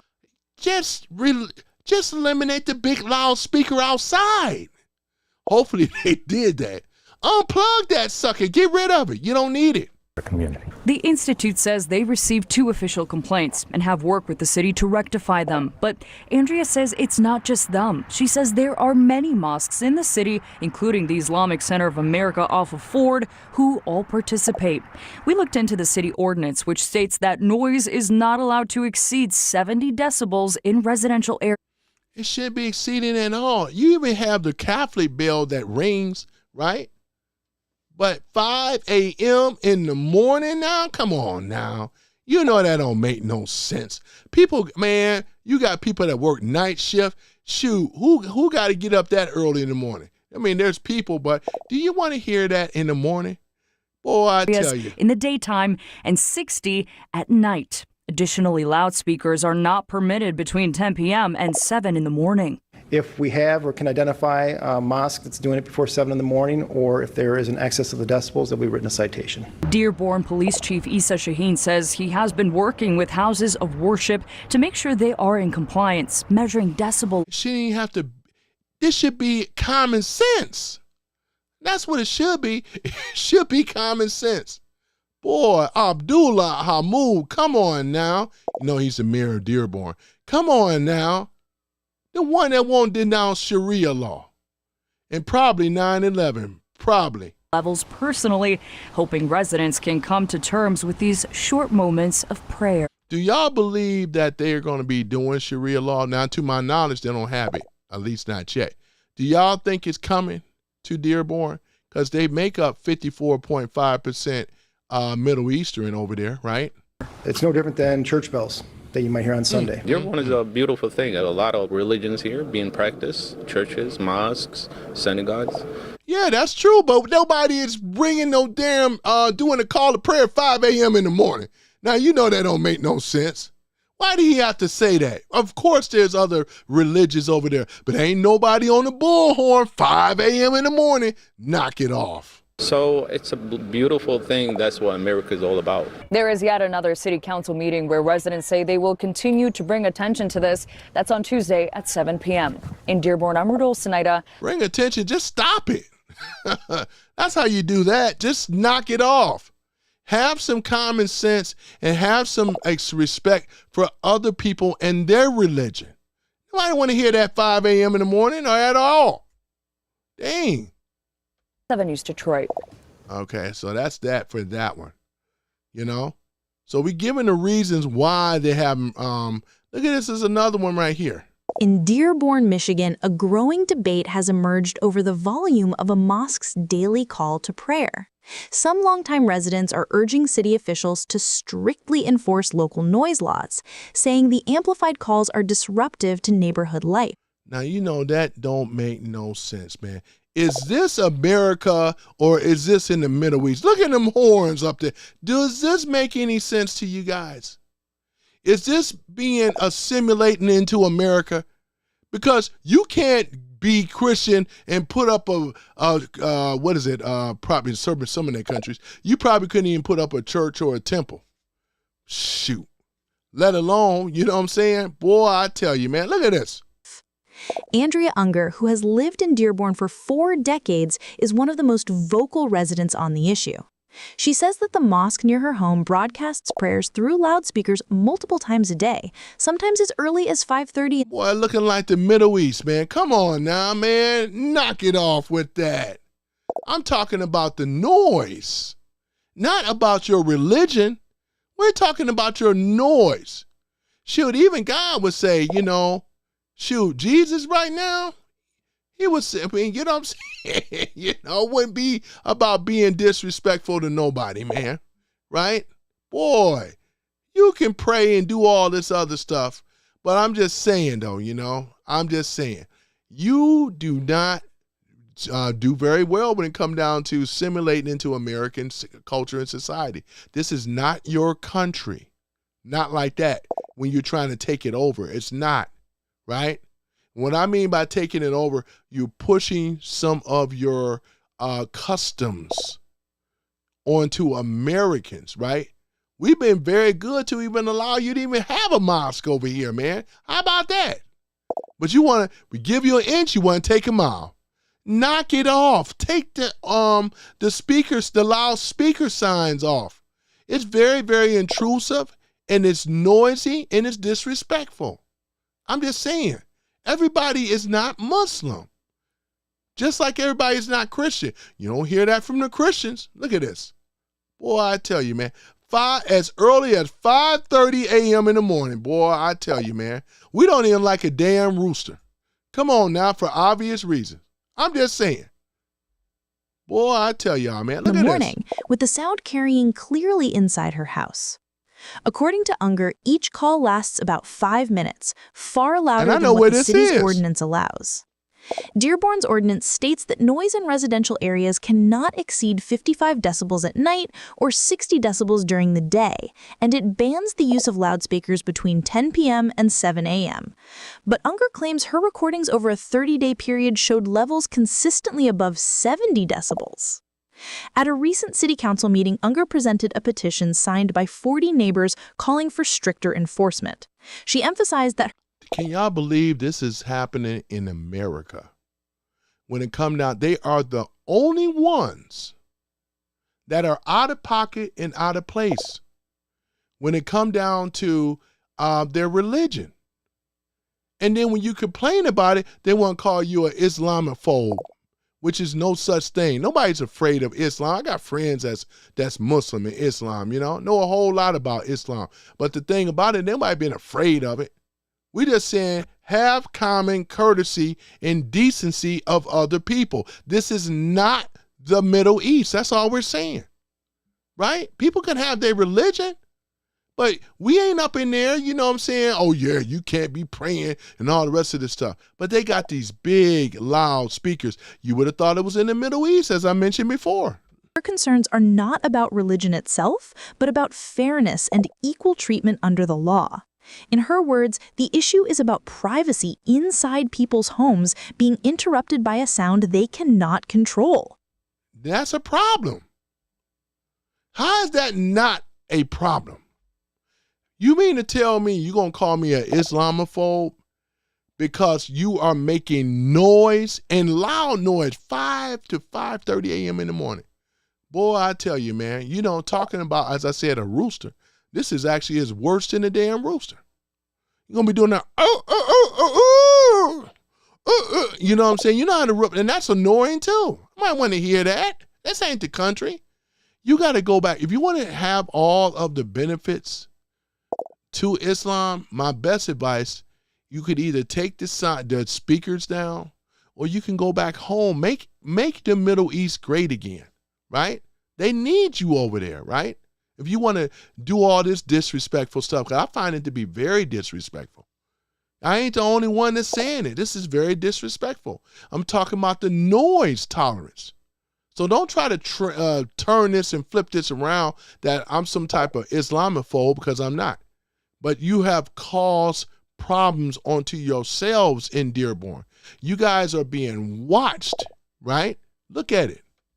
Some residents have been and then you want to change the street signs. This is another problem. Why do you think some of the residents and people in America are upset with you guys? You got a mayor that was going to allow a changing of a name of a street to some damn terrorist. Man, come on now. You say he's not, but we say he is, right? And whether he's a terrorist or not, the street names are just fine. You do that in your country, but you don't come over here and changing nothing. You understand? Right? That's what people are upset about. Right? Then it's the thing about the pork situation. Right? Because you don't eat pork, right? And you in your small community, but this still Christian society in America. You don't get a chance to make those type of decisions, right? You don't make those type of decisions. I'm giving all the reasons as to why a lot of Americans do not like living around Muslims in a community like this. Because of the noise tolerance, first and foremost, changing signs of streets, right? And then what's another one? Y'all remember when I showed you before? They even had a patch. Was a Dearborn Heights Police. It was the patch that they wear. They even put Arabic writing on it. And their excuse was because their people don't really understand English so much, right? So we want to put it in Arabic. Ain't this boy, ain't this something? They wanted to do this, ladies and gentlemen. You know that stopped. You know, when it aired on the news, people were outraged, right? Then they're gonna start putting it. When you're gonna have the patch, a little bit in Arabic says Dearborn Heights Police at the top and bottom, Dearborn Heights at the top, police at the bottom, and also in Arabic writing. Sounds like a takeover to me, to be honest. And all these flags, right? That's up and down the street. You go up and down East Warren, you'll see them, right? We don't know what that is. Boy, I tell you, man, hey, like I said before, the only flag that should be waved is the American flag. But due to these old pedo, stupid Democrats, they allowed all this stuff to happen. They were the one to open up the borders. And then not only that, we had a lot of terrorists that came in right behind them. Nobody vetted nobody. We didn't know who these people were. They're just coming in. And then setting up shop. Changing stuff, you know. You got a mayor over there that will not denounce Sharia law. He won't. And some of them will not denounce 9/11. If that ain't a problem, I don't know what is. Why in the hell do you think that Jake Lane and other Christians are doing what they're doing? I'm just justifying as to why they're doing this. Because you guys, I'm talking about right now in that community, right? You have brought shame on your family. You have brought shame in the community, right? This ain't about respecting each other. When you got bullhorns and loudspeakers and stuff like that, we're asking, we have to go. It's a shame. You got to go to city council, which is predominantly them, right? Come on now. This is common sense, right? All we're saying, we don't want to hear the Ezan in the morning. Call the prayer 5 or 5:30 a.m. Man, I'd be pissed if I have to hear that. I don't want to hear nothing, to be honest, right? Not at no 5 or 5 a.m. in the morning. That's like me cutting the grass 5 or 5:30 a.m. every morning. You know how loud the lawn motor is. That's what it sounds like to people when they hear that stuff. That's what it sounds like. It's annoying as you know what. Boy, I tell you, man. Reluctant to speak out, fearing they will be labeled as prejudiced. Unger said, I don't give a damn about that, man. I don't, because it ain't prejudice. The way that I line this thing up, it's not. They are the ones that's being intrusive. How is that prejudice? When you come over here and being disrespectful at the same time. I know I couldn't do it, right? That's like me going into their country, got my gun, I'm going to eat pork and all this other stuff. When I'm over there, I got to follow the laws over there, don't we? You know what I'm saying? So it should be consensual. It should be mutual, back and forth. But it's not. Boy, I'm going to be Islamophobic. Man, shut up. Many neighbors privately thanked her for voicing concerns they felt uncomfortable expressing publicly. City Council President Mike Serrani confirmed that police have investigated and already found ordinance violations.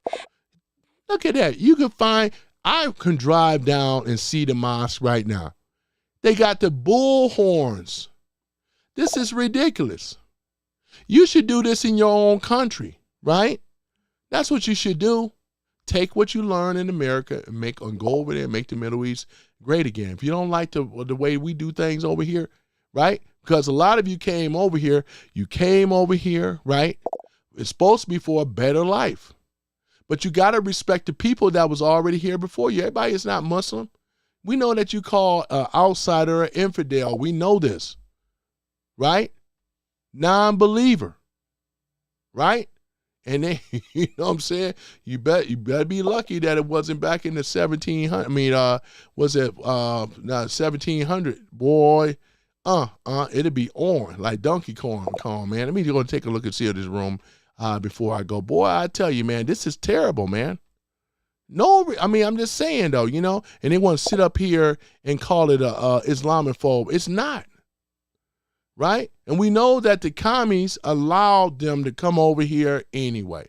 They're just using the Muslims. They'll be done with them too after if they were taking over. I'm talking about the commies right now, right? I'm gonna jump off of them for a minute. Jump off of some of these people that are that's the Muslims right now, and we're talking about these commies, right? The DSA, right? This is all the plan, right? They want to sit up in here and make it sound like I'm over here being disrespectful and crazy, like I'm the crazy one. I'm going to let this play, guys. I'm going to be right back. Got to use the restroom here. Boy, this is crazy as heck. I can't believe it, man. I just can't believe it.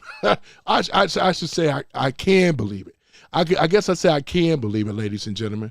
But, yeah, this is crazy, man. Be right back. Let me go and play this, too. Hold on for a minute. Adding that officials are waiting on a final report from the police chief before moving forward. The mosque at the center of this controversy, the Islamic Institute of Knowledge, has not publicly commented despite several attempts to reach them. However, another mosque in the city has responded by lowering its sound system and even shutting off its microphone until a resolution is found. Leaders there said they always try to respect their neighbors and avoid conflict. This dispute comes at a time when Dearborn has been in the spotlight for other religious and cultural debates.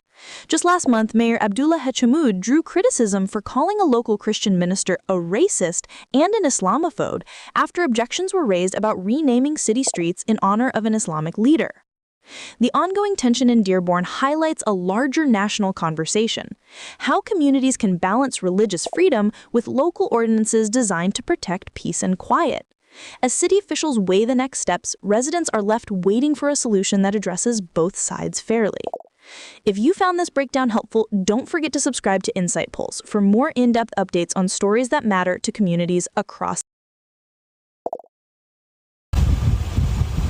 We're in Dearborn. This is the call of prayer that goes off 5 times a day here in the United States. Would you like to hear this blasting through your neighborhood?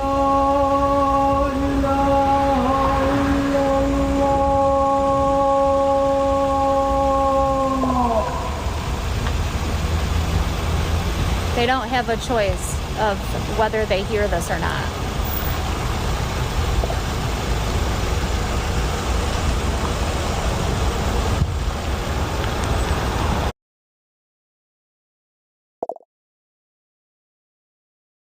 I'm going to shift gears right now and show you a live look that we're getting out in Dearborn, Michigan right now, as there is a protest happening ahead of a city council meeting there. It looks like a very, very active scene still. Our partners at Fox 2 Detroit are currently in coverage of this. Let's go ahead and listen into that here on Live Now from Fox.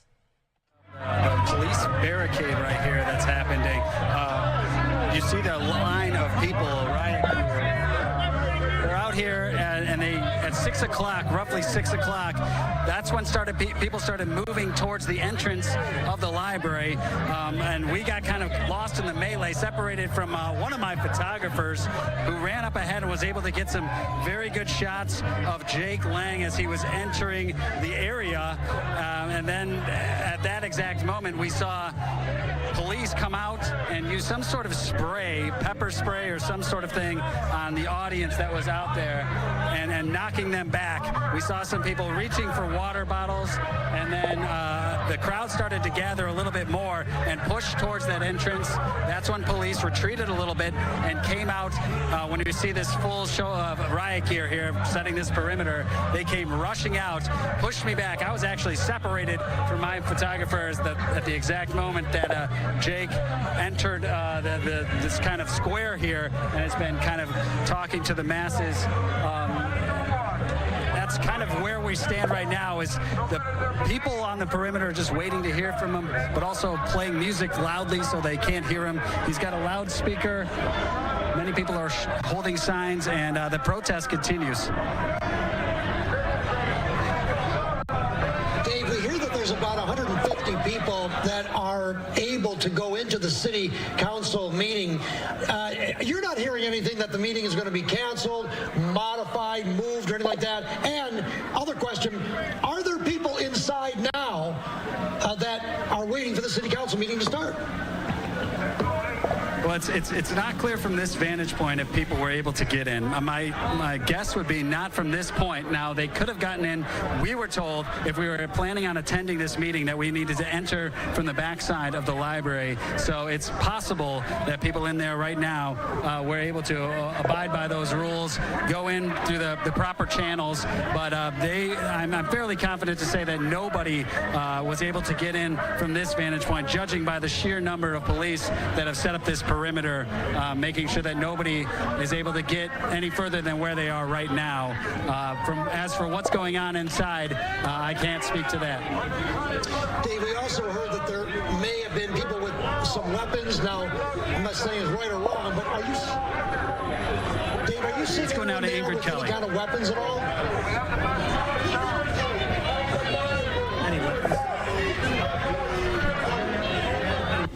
Let's get to Ingrid Kelly. Ingrid? Out here live, as you can see, I mean, this is a very contentious scene.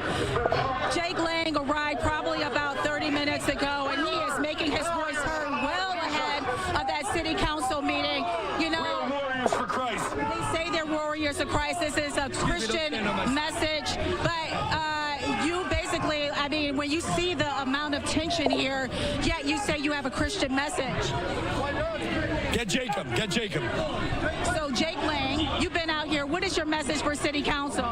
City Council needs to understand that there increased aggression against Christians, including the mayor himself, who told a Christian pastor that there will be a parade the day that he leaves. This increased two-tiered persecution of Christians, where Muslims are allowed to stone us on the streets without repercussion. They're being treated like kids when Christians come out here, and we have hate crime charges they're trying to levy against us just for speaking the name of Jesus.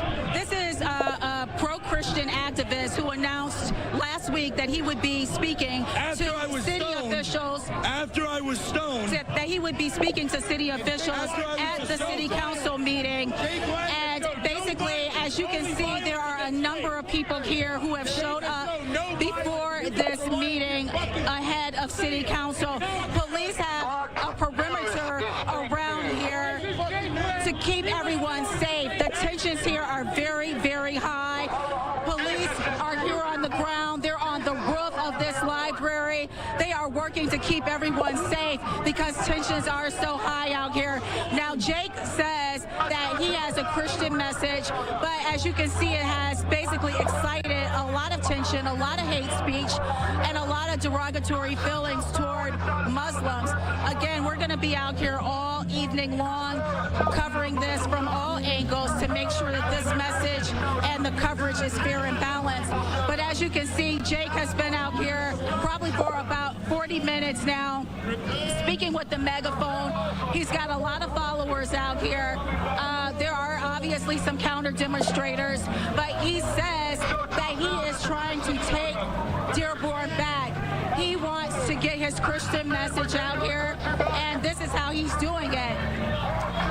Ingrid. So again, we're going to be out here all evening long, and Will you tell your audience that I was stoned?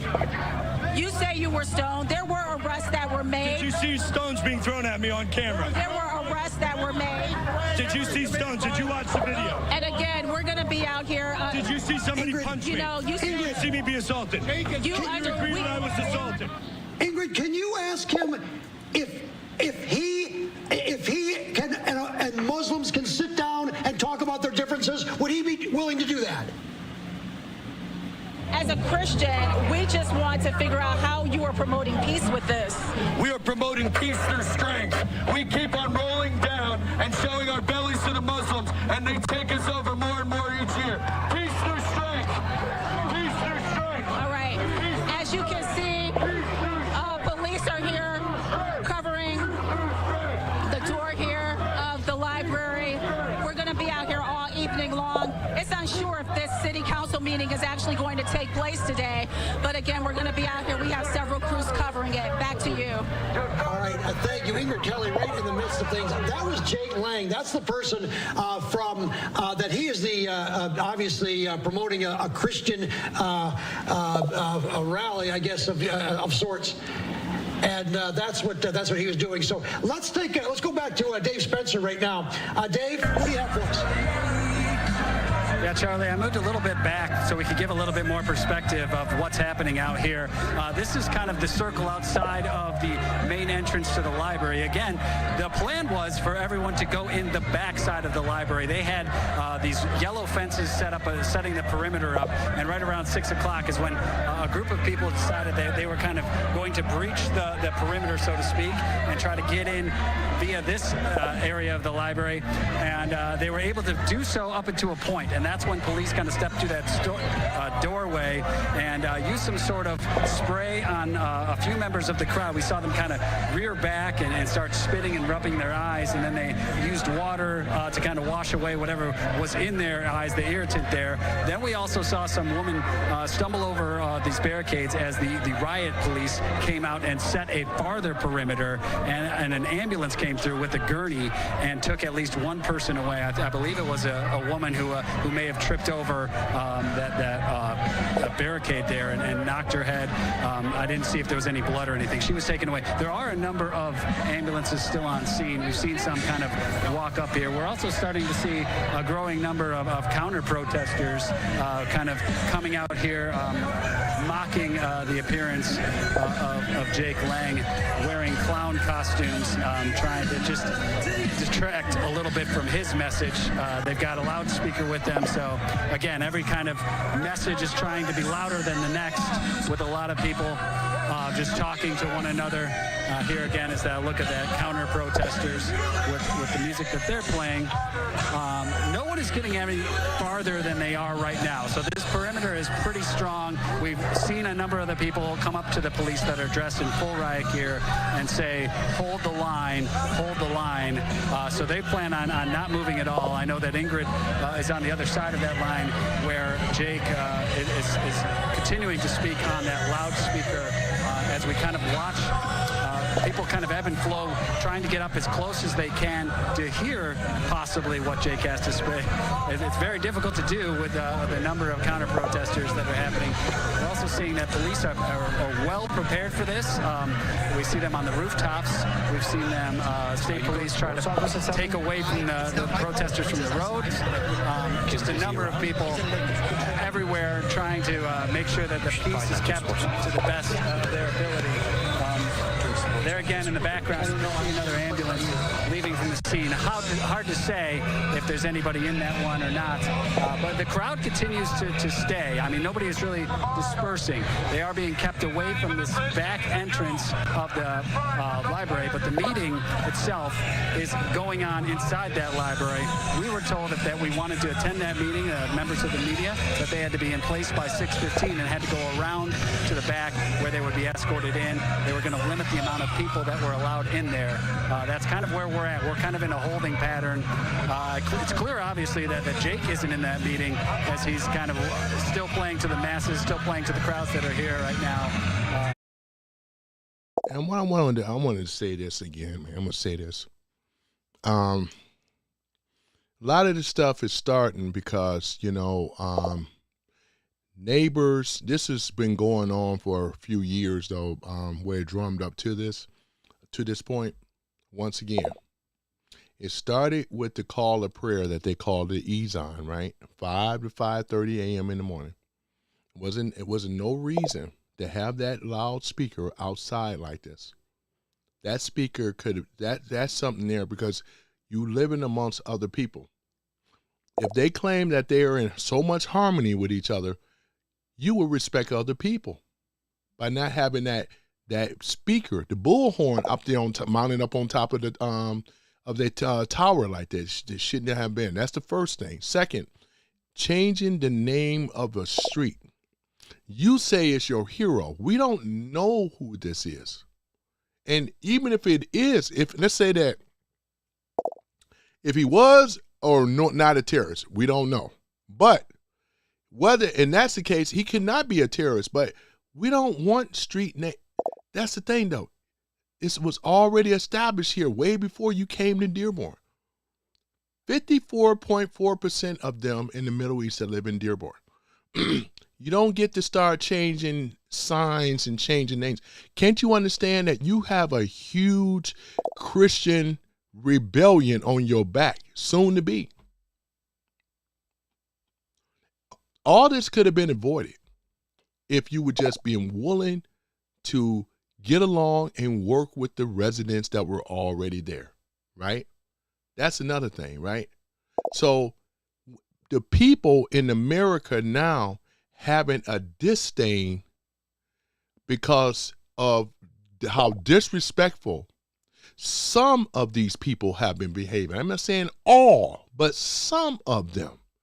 And then when you look at UK and you look at other countries, right? You look at Spain now because it's in flooding with people that's coming over there. That's from coming through Morocco on the way up in Spain. Look at what's going on. There's already been incidents of situations that are happening, right? That's the thing, though, too. So, like I said before, this stuff could have went away a long time ago if they were told that they would have to simulate into America culture predominantly Christian. If it was the other way around, and if Islam was already here before Christianity, whatever the case may be, you have to go by the law of the land, right? That's all we're saying. That right there, it shouldn't have to be a law with a speaker thing up like that. That's just common sense. Common sense courtesy, which they don't have. That's why we are here today in this situation. And then the mayor, Abdullah Hamoud, the mayor of Dearborn, when this went down 3 days ago, I covered it, remember? He told his people that were Muslim, do not show up at the protest. Do not come. He was telling his own people, do not show up at the protest. Do not come. Because if you do, there could be a possible clash. And there was some fights. There were some incidents that actually happened. You seen people getting up in people's face and everything because they don't understand the law of the land and the Constitution where we have freedom of speech. On the public adhesion, right? We have that. This is the Constitution. And when you don't follow the Constitution and you want to get in your feelings, they didn't have to show up. What did they do? They showed up anyway. looking for it. They showed up. The mayor and of their people told them to stay at home. Many of you didn't have to show up.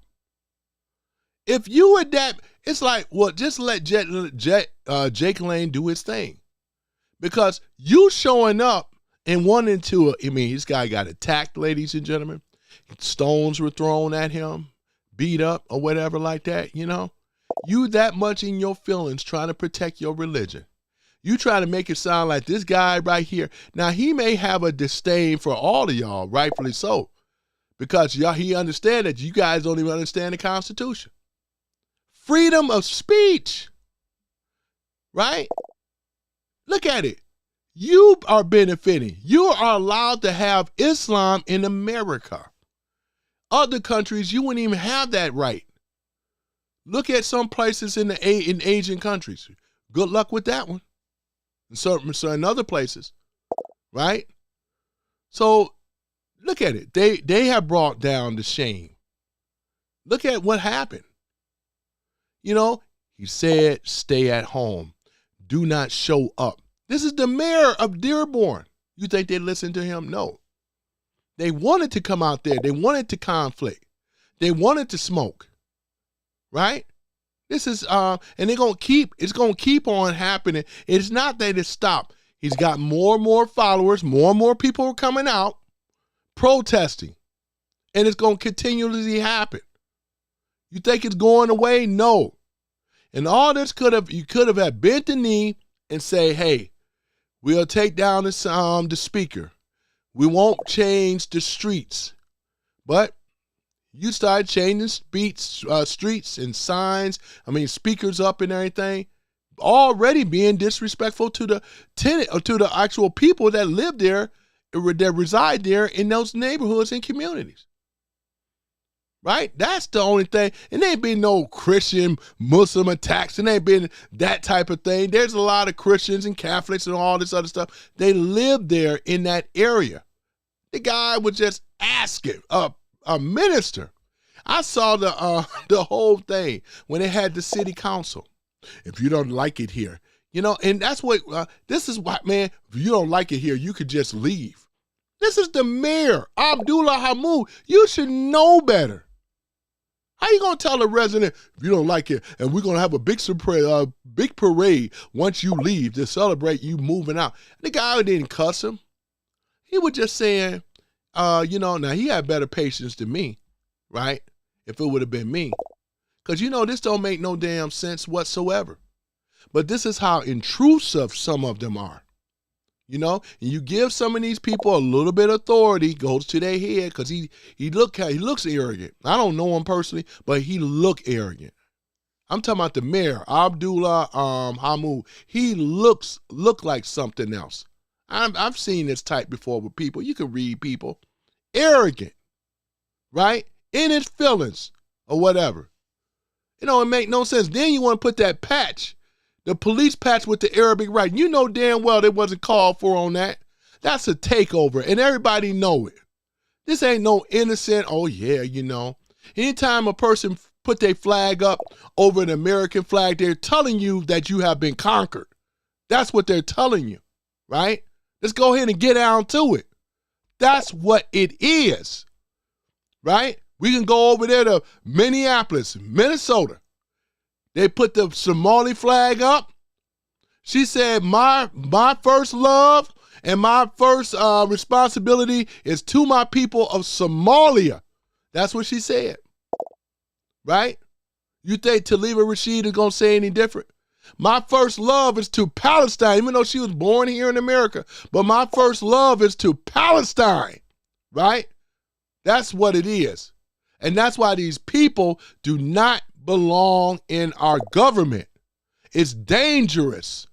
And they're going to incite, there could be possible riots or possibly a war. And we cannot allow this. So this is why there's pushback on this stuff. I'm just giving the reasons as to why. This don't have necessarily anything with the prayer stuff. Prayer is peaceful. But when you putting the signs up, the speakers up, call for prayer. 5:30 a.m. in the morning. You know damn well that don't make no sense. So they're called bringing down shame in their community. And that's what's happening. You even got the government looking down in Dearborn, man. Come on now. You know what I'm saying? So there must not be some smart people working with him. I would have said, Abdullah Hamoud, man, this is going to bite you in your you know what and things, because like it is, this ain't letting up. Jake Lane's still going to come here to Dearborn. He's going to keep doing what he's doing. And he has every right to, because it's the First Amendment right. Violate that right again and see what happens. 2 got arrested. I believe the 2 were already citizens here. The dude that attacked Jake Lane, hit and punched him in the back of the head, he was over here on the green card, went to prison for, running over a woman, killed her, right? He's being held in the ICE detention center. I knew that was going to happen. You know what I'm saying? Because 1 out of whatever is going pretty much, green card don't stop ICE coming for you. You should know this by now. If you're messing up and screwing up like this, you can pretty much count on being deported. Tomorrow we're going to be talking about ICE. We're going to be talking about the mass roundup to deport, right?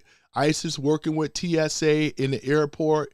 ICE is working with Democrat-led cities now. The Democrats in some of these cities, there's a lot of cities that have bent the knee to Trump. They are working with them. I'm talking about from law enforcement, right? This is real. I'm going to be covering this stuff tomorrow, so you guys want to stay tuned for that one. So when the police pull them over and find out that they have done, as far as being illegal, they are to notify ICE. ICE will going to come out, pick them up, and they have over 10,000 new ICE agents. And we're going to go over how many deportations, because they're ramping it up, ladies and gentlemen.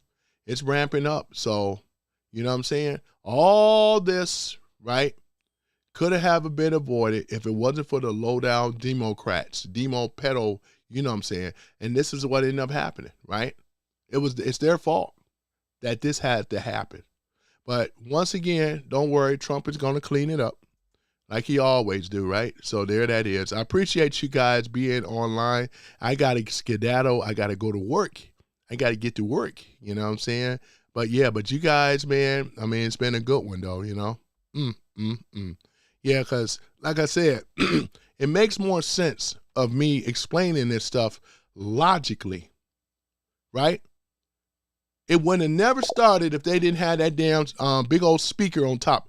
Hamtramck, yeah, you're right. They do have the speaker over there at Ezon. Let me go ahead and read Super Chat before I go. We got Angela, the child of God, donating $5. I'm going to read your chat. Let me do my money sign here, right? Money on the floor. She says, my husband served 3 hours in Vietnam and is dying from Agent Orange. Man, that's some nasty chemical stuff, right? The Democrats, poison.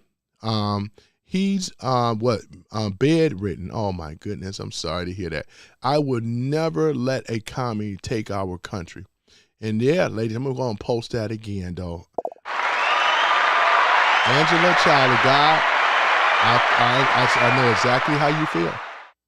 I know exactly how you feel. Your husband was over there liberating America. You know what I'm saying? Liberating America. And I appreciate the super chat and stuff. Let me see here.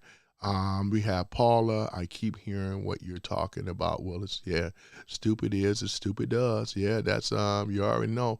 Yep. Oh man. Yeah, life is like a box of chocolates. You know what I'm saying? Oh yeah.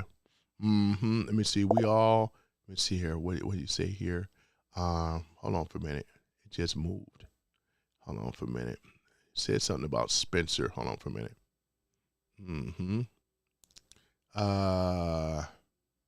Where did it go? Damn it. I was trying to read that. Why am I having trouble trying to find it? I was just in the just going to read that. Darn it. Man. It went away. Where did it go? Oh, there it is. Okay, Salty Savage says, we all know Spencer Pratt won. Exactly. And this is another thing. Spencer Pratt possibly could be running for 2028 presidential seat. You know, it's a possibility that he could be going there. You know what I'm saying? Yeah, Pratt was mopping the floor when then, let's see here, Boy Russell says, Malcolm X was right. He said the white liberals were the enemy of the black race. Yeah, and it's so true because, Bud Russell, I went over there about the Democratic-led cities. We've seen how that worked out. They're supposed to be a lover of black folks so much. Why aren't they educating them? Why aren't they giving them a hand up instead of giving them a hand out? This is the problem, the hand-out mentality, right? They don't learn nothing from that. You don't build.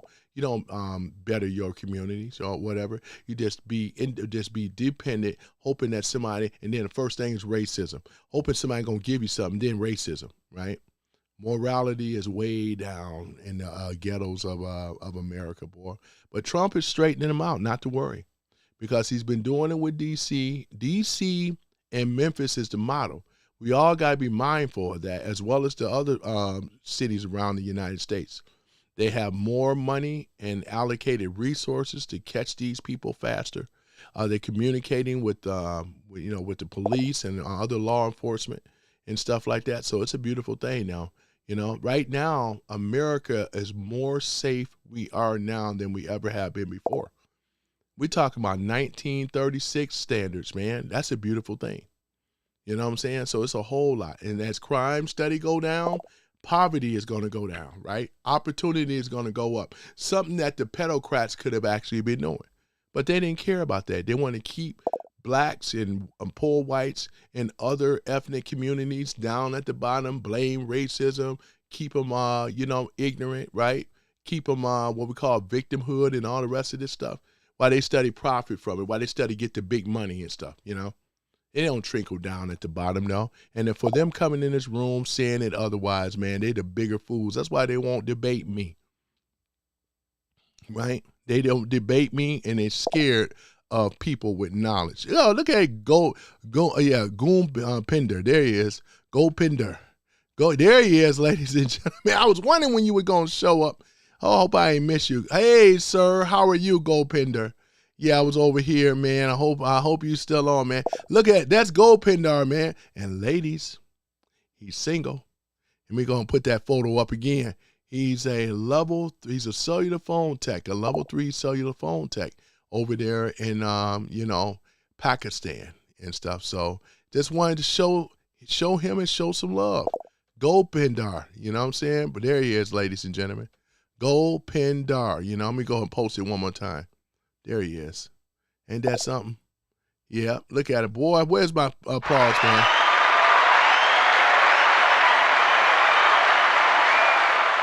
Go Pindar, man. I'm going to have to drop the link one day and have you to come up here, man, and say a few words, man, you know. Let everybody know, you know. Look at Go Pindar calling. He says, Paula, Angela, hello, beauties, is what he said. He got the little heart sign up there. Boy, Go Pindar, yep. Yep. He said, Brian, hello, handsome Brian. Yeah, man. I mean, he ain't no hater though. That's for sure. You know. Yep. Mm-hmm. Yeah. Paula says Sharia law hates women. Yeah, it sure does. Gold Pindar says, Black Guy 9, save some women for me, sir. Yeah, Gold Pindar got a big appetite when it come down to the women, man. You know what I'm saying? Dana, hello, queen. He said, hey, Go Pindar, go Pindar. Oh my goodness. He's not ashamed though. That's for sure. That's all right though, you know. Go Pindar. Yeah, man. I know, right? Mm-hmm. Yeah. He said, oh wow, I'm a queen. Yeah, Dana, you a queen. All y'all some queens in the room tonight. You know what I'm saying? Mm-hmm. You know, hey, sadly, he said this guy is so Islamophobic. Prove it. I dropped a link. Prove to me that I'm an Islamic phobic. Prove to me. I know more about Islam than you do. Right? Facts. So tell me how I'm Islam phobic. Yeah, you won't come up here, you coward. That's why you won't come up here. You know better. You know better. He ain't gonna come up here. I know he ain't going to come up here, though, you know. He just talking. He ain't coming up here. That's one thing. I ain't got to worry about these clowns. They ain't going to come up here. You Islamophobic. You don't even know what it is. Come up here. If I drop the link, you better come up here and prove to me that I'm Islamophobic. He said, yes. What he said, yes, I'm supposed to put the sound inside of the mosque and church bells. Man, you stop it, man. You know damn well no church bells ringing at no 5 a.m. in the morning. You knock that stuff off, man. It ain't ringing at no 5 a.m., 5:30 a.m. in the morning. You know better than that. You know better than that, Sadie. Don't you say that, Sadie. Don't you say that. You know what I'm saying? I know you was going to bring up about them church bells. You know those church bells ring. You know, we used to hearing church bells because this is a Christian nation, right? But once again, 5 a.m. in the morning, now you know that don't make no sense. You stop it. Oh, boy, I tell you. He trying to put this in. He said the facts that black men is talking down, talking down someone else's prayers is bad. Black men, what are you talking about? Prayers. That is called the call to prayer. It ain't the prayer. It's the call to prayer. All we're saying is they got enough technology that they don't need to do that, especially at no 5 a.m. in the morning. You know I got a point. Just give it up because you're not going to win this one. Stop while you're ahead. We got more issues with, you don't hear no church bells at no 5 a.m. in the morning? Come on now. You can't even make that make sense. Stop it. Boy, I tell you, man. And then he trying to flip it, he or she trying to flip it around on me and call me out as an Islamophobic. Like I said, I know more about Islam than you do. That's a fact, right? That's a fact. Boy, I tell you, man. Ricky, boy, you can't make this stuff up. I knew some old slick trying to big head, want to act like he a big head, want to try to call me out. Talking about I'm a Islamophobic, you know. Oh, we got Joe Mama in the house. Oh, man, Joe Mama. Not y'all mama, but Joe Mama. Boy, I tell you, man. The great Joe Mama. He said, we didn't steal anything. We kicked your ass out. Did I miss something? Did I miss Joe Mama earlier? I see him now. There's Joe Mama. Joe Mama always listening. Yep, Miss here. Joe Mama says, bring a bow and gunfight. Bring in a bow to a gunfight. Let me see here. Japan, F around and find out too. Don't piss off white folks. And that's this is coming from Joe Mama. Joe Mama don't mess around, man. Joe Mama get real gangster, man. Ex-military too, man. Shoot. These are the people you should really be worried about, man. Leave people alone, right? We was over here doing all fine. We got the flags up, all this intrusive stuff. Boy, I tell you. Yeah, you can call God, Allah, or whatever. All we're talking about is having some common decency and being courteous of other people and their needs. That's all we're saying. Not changing the streets to somebody that we don't even know, right? And not changing the patches. Now, they took it down, but, you know, it was too early. They say it's too early. But they had the police patch. I showed it on one of my lives. It said at the top, Dearborn Heights. Then they had the Arabic writing, and then police, right? And their excuse is because we want our people to understand. Everybody's universal. Everybody know what the police is. You ain't got to speak English. Everybody know what the police is. Stop it. Stop it. That's a bunch of bull. Stop it. I tell you, man, you know. Let me see here. Hamas is the Hebrew word for violence. Yeah, all we're saying is that about Dearborn, man, you know what I'm saying? I'm going to say F off back to Africa. I'm not for sure that makes sense. 5106. I'm not for sure who he is. But makes sense. Is that reference to me? Are you talking to me? Are you talking to me? Y'all remember that on Taxi? Huh? You talking to me? You know, if you are addressing me, though, why don't we have a little debate about it? Don't make sense. I'm game if you are. You know what I'm saying? Your history has slavery. What does that mean to what we're talking about? My history don't have slavery. We had a history before slavery, you asshole. Oh my goodness. Oh my goodness, man. Boy, I tell you, you want to have a debate with that? Let me see here. Trump is gonna lose. Makes sense. How so? I'm over here asking, I'm over here saying, let's debate about it. We ain't got to go back and forth like this.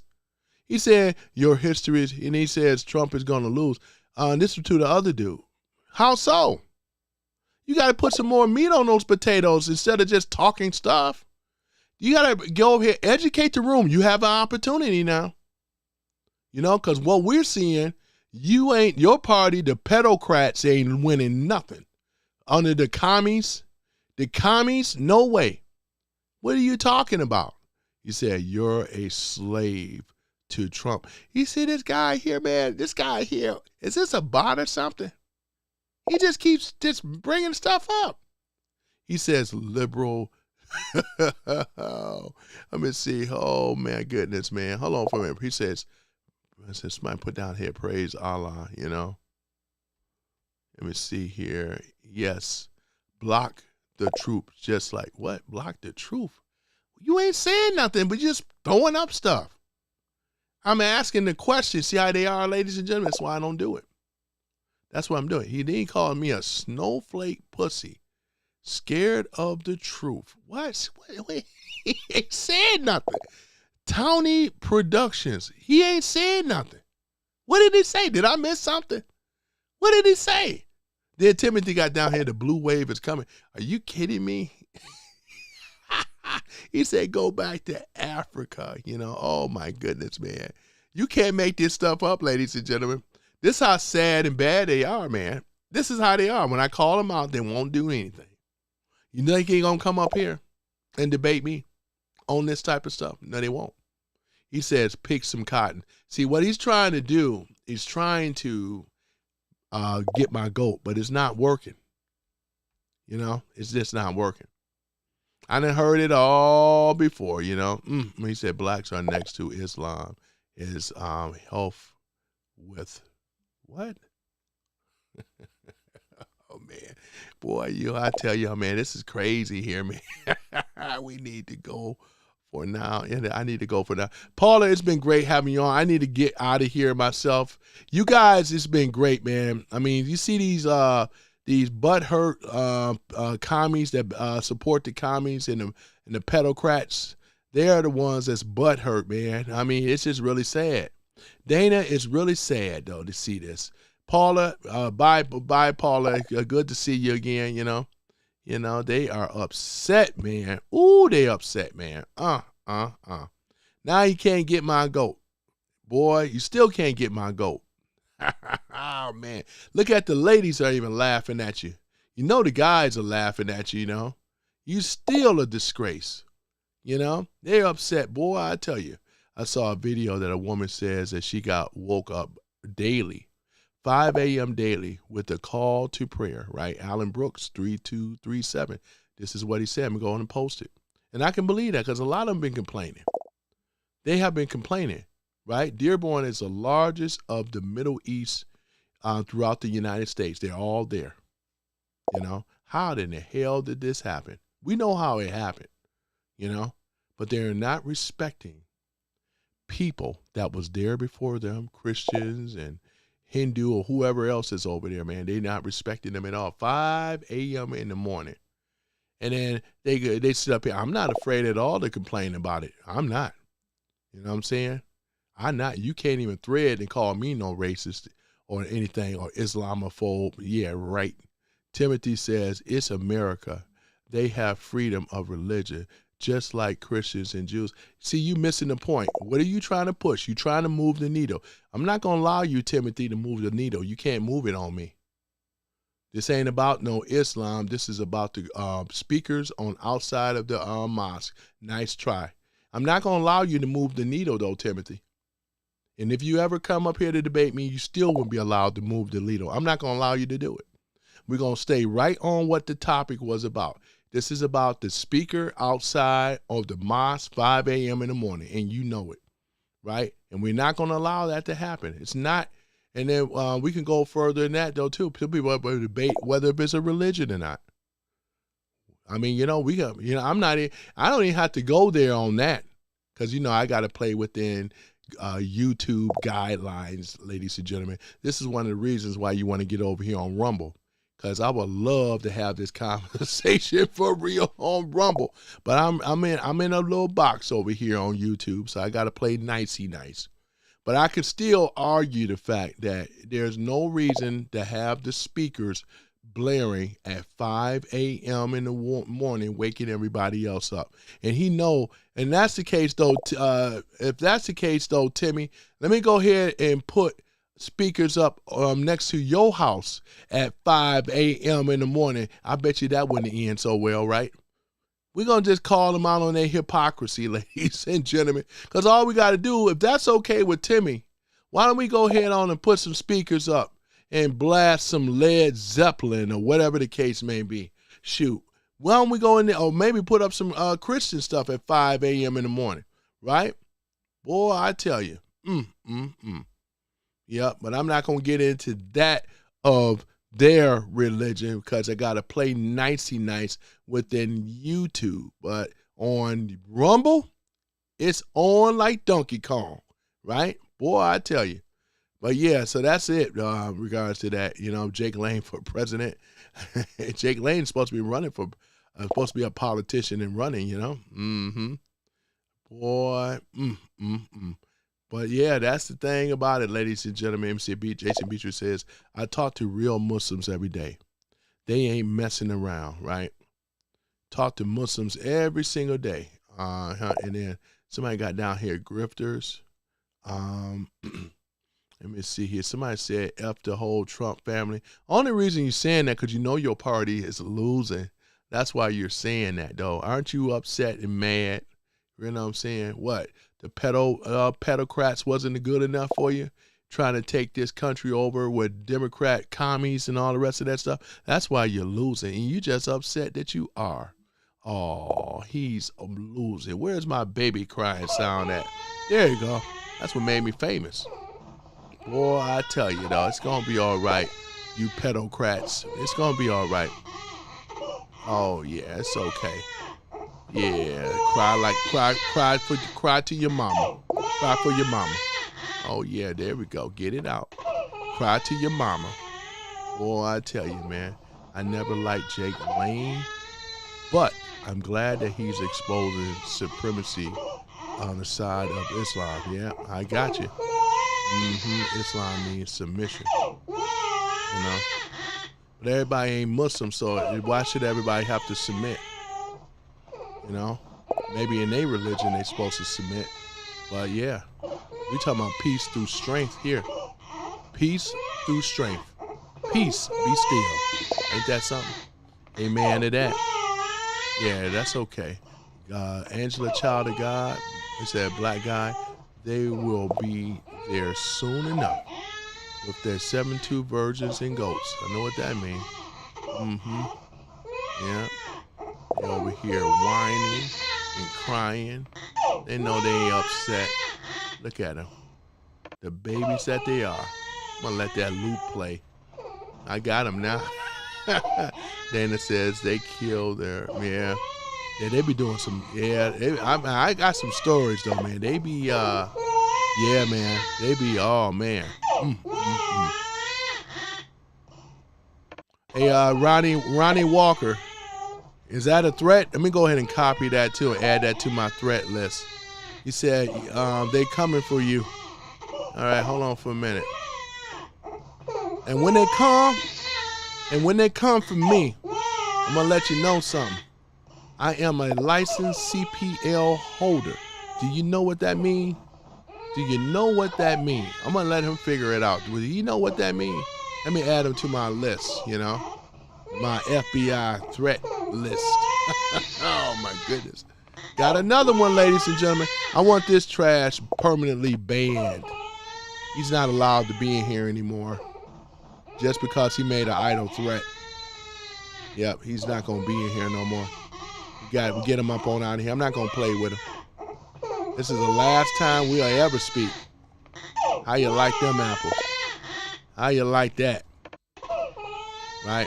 As a matter of fact, I'm going to go ahead and copy and paste that. Got the time stamp of when he said it. Since he have said this, I'm going to go a step further. Right here, ladies and gentlemen, make sure this is the tip hotline number where you are to report, right, potential domestic terrorism threats. Do your part. This is the number right here, 1-800-CALL-THE-FBI. Report potential domestic terrorism threats. The FBI will call you, get the information, because it's going to go down faster than their head can spin. You know what I'm saying? A guy that can't, a grown-ass man that can't control himself. He got to go to threats now because he does not have the intellect to be able to debate me. Right? That's sad. Right? So, yeah. Last time I see you in here, though, goodbye and good riddance. Can't believe these stupid people that can sit up here and say some stuff like that. You know, that's one thing about it. Everything is forever on the internet. You ain't never heard me say nothing of violence. But this is them crying. This is them, ladies and gentlemen. That's all they do is cry. This is them. But other than that, I gotta get going, guys. Though I got another one I gotta report and stuff like that. You know, they coming for you. You know, they coming for you. You know what I'm saying? You know, look at here, scene. What is this? Edward G. Robinson? What is this? You know what I'm saying? We talking about Al Capone? Yeah, scene, coppers, they coming for you. See, they coming for you. You know? Oh, my goodness. Look at here, see, it's going to be my way, see? How you like that, buddy, see? They're going to be coming for you. They're going to be coming for you. The coppers is coming. He didn't say about the coppers. He just said, you know, he's talking about. He's virtual signaling is what he's doing because he don't have the balls and the nerve to do it himself, right? Ain't this something? All upset, right? Tony, who we banning? Oh, let me tell you. Hold on for a minute. Hold on for one moment. We are banning, hold on for a minute, Ronnie Wilkerson. Ronnie Wilkerson. That's who we're going to ban. Let me go ahead and post that back up in case if you missed it. Boy, I got eyes like Joe Mama today, boy. I see all. That's who we banning. Ronnie Wilkerson. 5345. Because he made a threat. He said they're going to be coming for you. You see, the coppers are coming. They're coming for you. Oh, my goodness. I tell you, boy. But other than that, though, boy, I got to get up on out of here, you know. Boy, I tell you, man, ain't this something, though? Boy, I mean, because I know I used to do that liberal, boy. You are Islamophobe. You talking about Muslim people. You're not allowed to do that. All we said is about the damn speaker and changing the signs and changing the patch on the police uniform and all the rest of the stuff. That's what I said. I know what I said, right?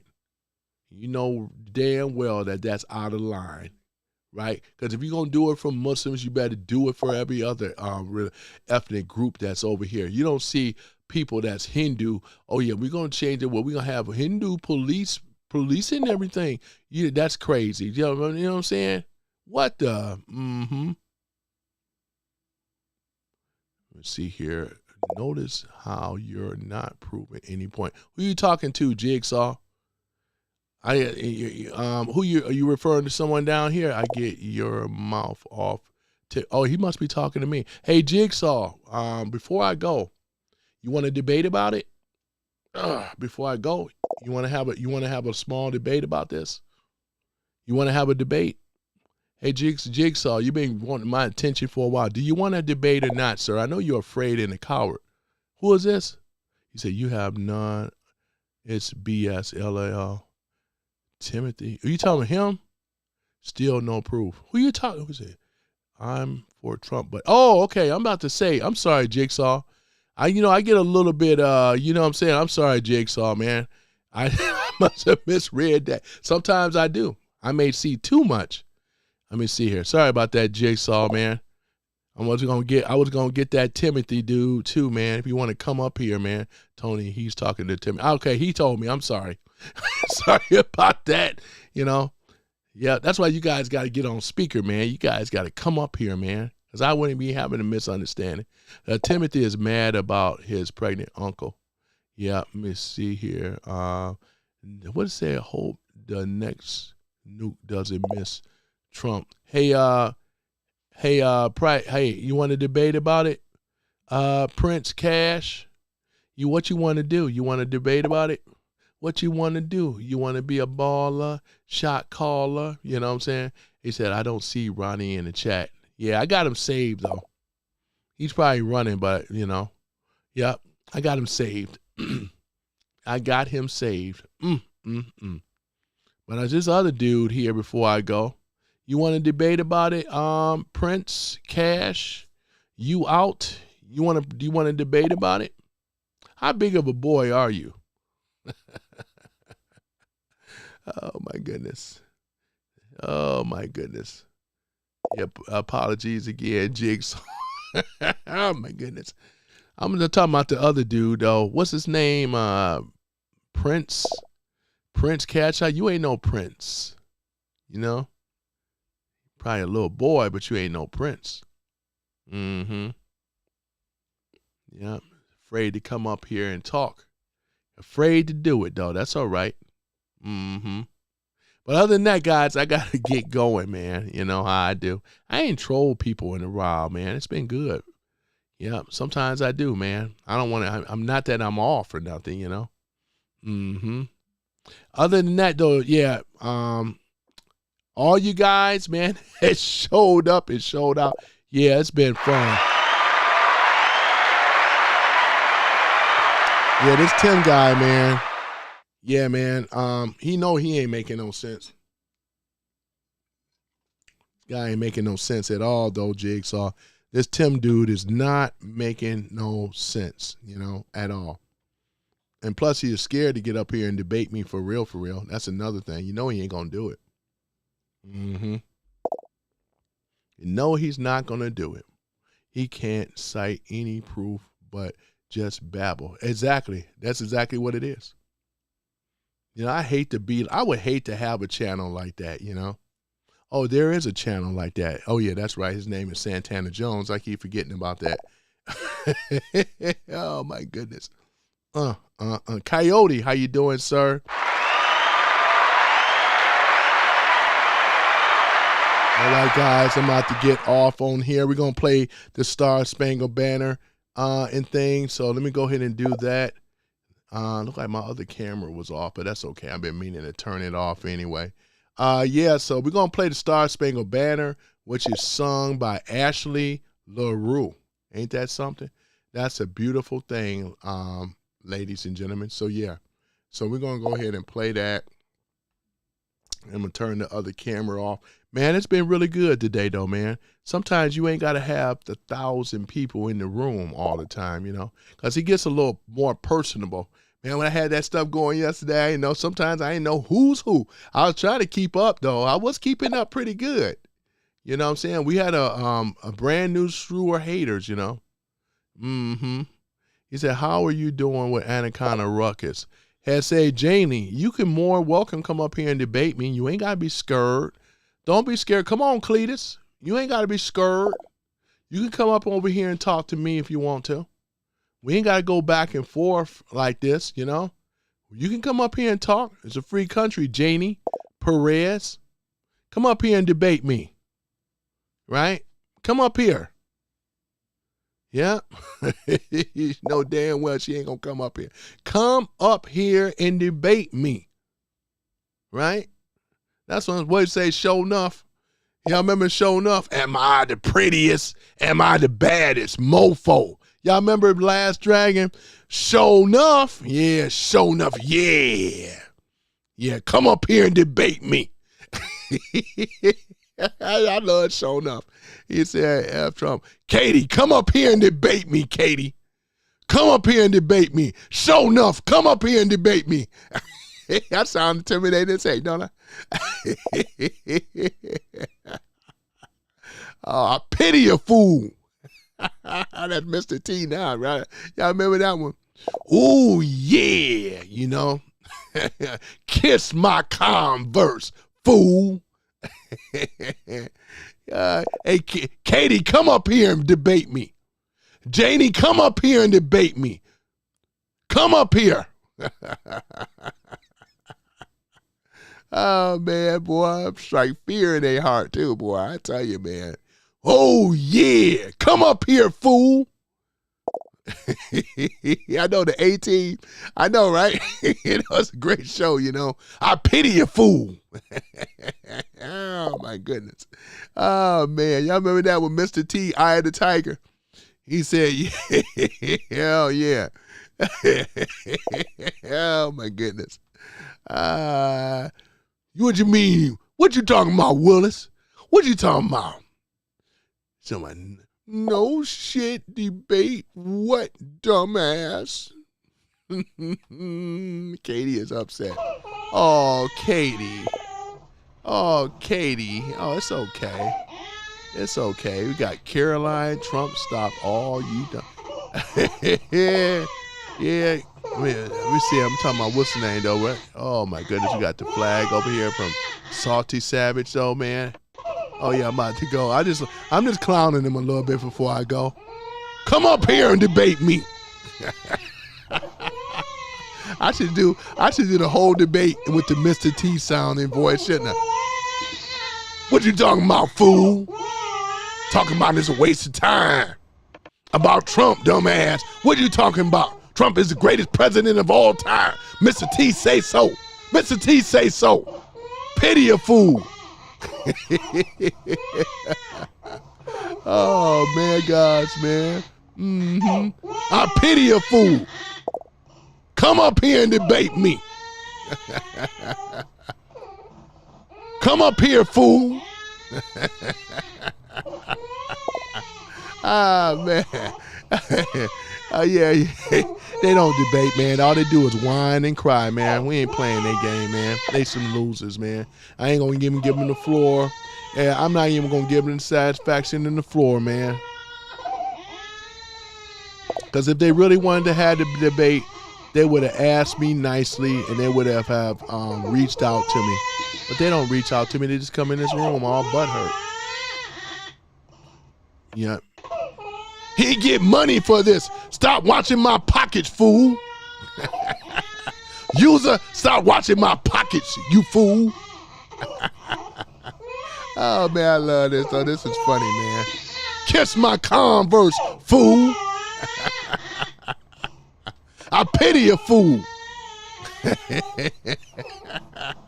Just be clowning on him, man. It's just so fun, man. Live and let live. You know? Oh, my goodness, man. I'm all for that. Yeah, pity a fool. I thought so, fool. I thought so. You don't want none of this. I thought so. Go back to your mama, fool. Tony, you're going to have them crying so hard they need about her. I know, right? It's just a funny thing, though, isn't it? Yeah, I know, right? Boy, I told him I was going to do that, man. I can do the whole debate in Mr. T's voice if I have to. Boy, I tell you, man. Clowning on him. Don't let me have to do Stink Meaner. Don't me have to do Boondocks. I can do that one, too. Boy, I can do Boondocks, too. Hold on for a minute. Let me turn this off. Yeah, nigga. What you got to say? What you got to say? Debate me, nigga. Oh, man. Y'all remember Stink Meaner off of Boondocks? My goodness. Oh, man, guys, man. Yeah. How you like that? You got knocked out. Oh, my goodness. Yeah. He said Uncle Ruckus was my favorite. I know, right? Yeah. Uncle Ruckus was good, too, man. I do voiceovers. I just love it, man. I can do them. Ain't nothing wrong with slavery. Ain't nothing wrong with slavery. Yeah, Uncle Ruckus is one of the favorites, man. I like Uncle Ruckus, man. Yeah, Uncle Ruckus is awesome, man. I know, right? Oh, man, Uncle Ruckus, man, and Stink Meaner. Those are my two favorite, right? A Pimp Named Slipback. I believe I have some merchandise left over here. Oh, yeah. Mm-hmm. Yeah, it's money. Mm-hmm. Yeah, the world is centered around money. It sure is. Peace out, Bud Russell. Y'all, peace out. I got to go, man. It's been fun, man. In the sun, you know.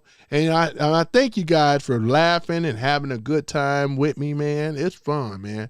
Doing Mr. T, Stink Meaner, you know. I'll be doing more of Uncle Ruckus, you know. It's just fun, though, ain't it? We got mud butter in the house. Yep. Mm-hmm. It's all good. Yep. I love Stink Meaner, man. Have a nice night at work, Tony. I appreciate it, Jigsaw, man. Sorry about that. But yeah, I appreciate you, man. And I appreciate all of you guys for showing up as well, man. I got to get out of here, man. I'll see y'all tomorrow. Yep, Carol, all of y'all, man. The whole mod squad, man. I'm going to see y'all tomorrow, man. Let me get up on out of here. Did I do the Star Spangled Banner? I got to do that. Y'all know how I do. I can't roll out not doing the Star Spangled Banner. God darn it. I'm way behind. What the? Oh, my goodness. Let me go ahead and pull that up, though. It's been all love for you guys, man. Whether you agree or disagree, still love. Here we go. I'm going to go ahead and play Star Spangled Banner, and I'll see y'all tomorrow. Peace. And I'm out. Oh, say, can you see by the dawn's early light what so proudly we hailed at the twilight's last gleaming, whose broad stripes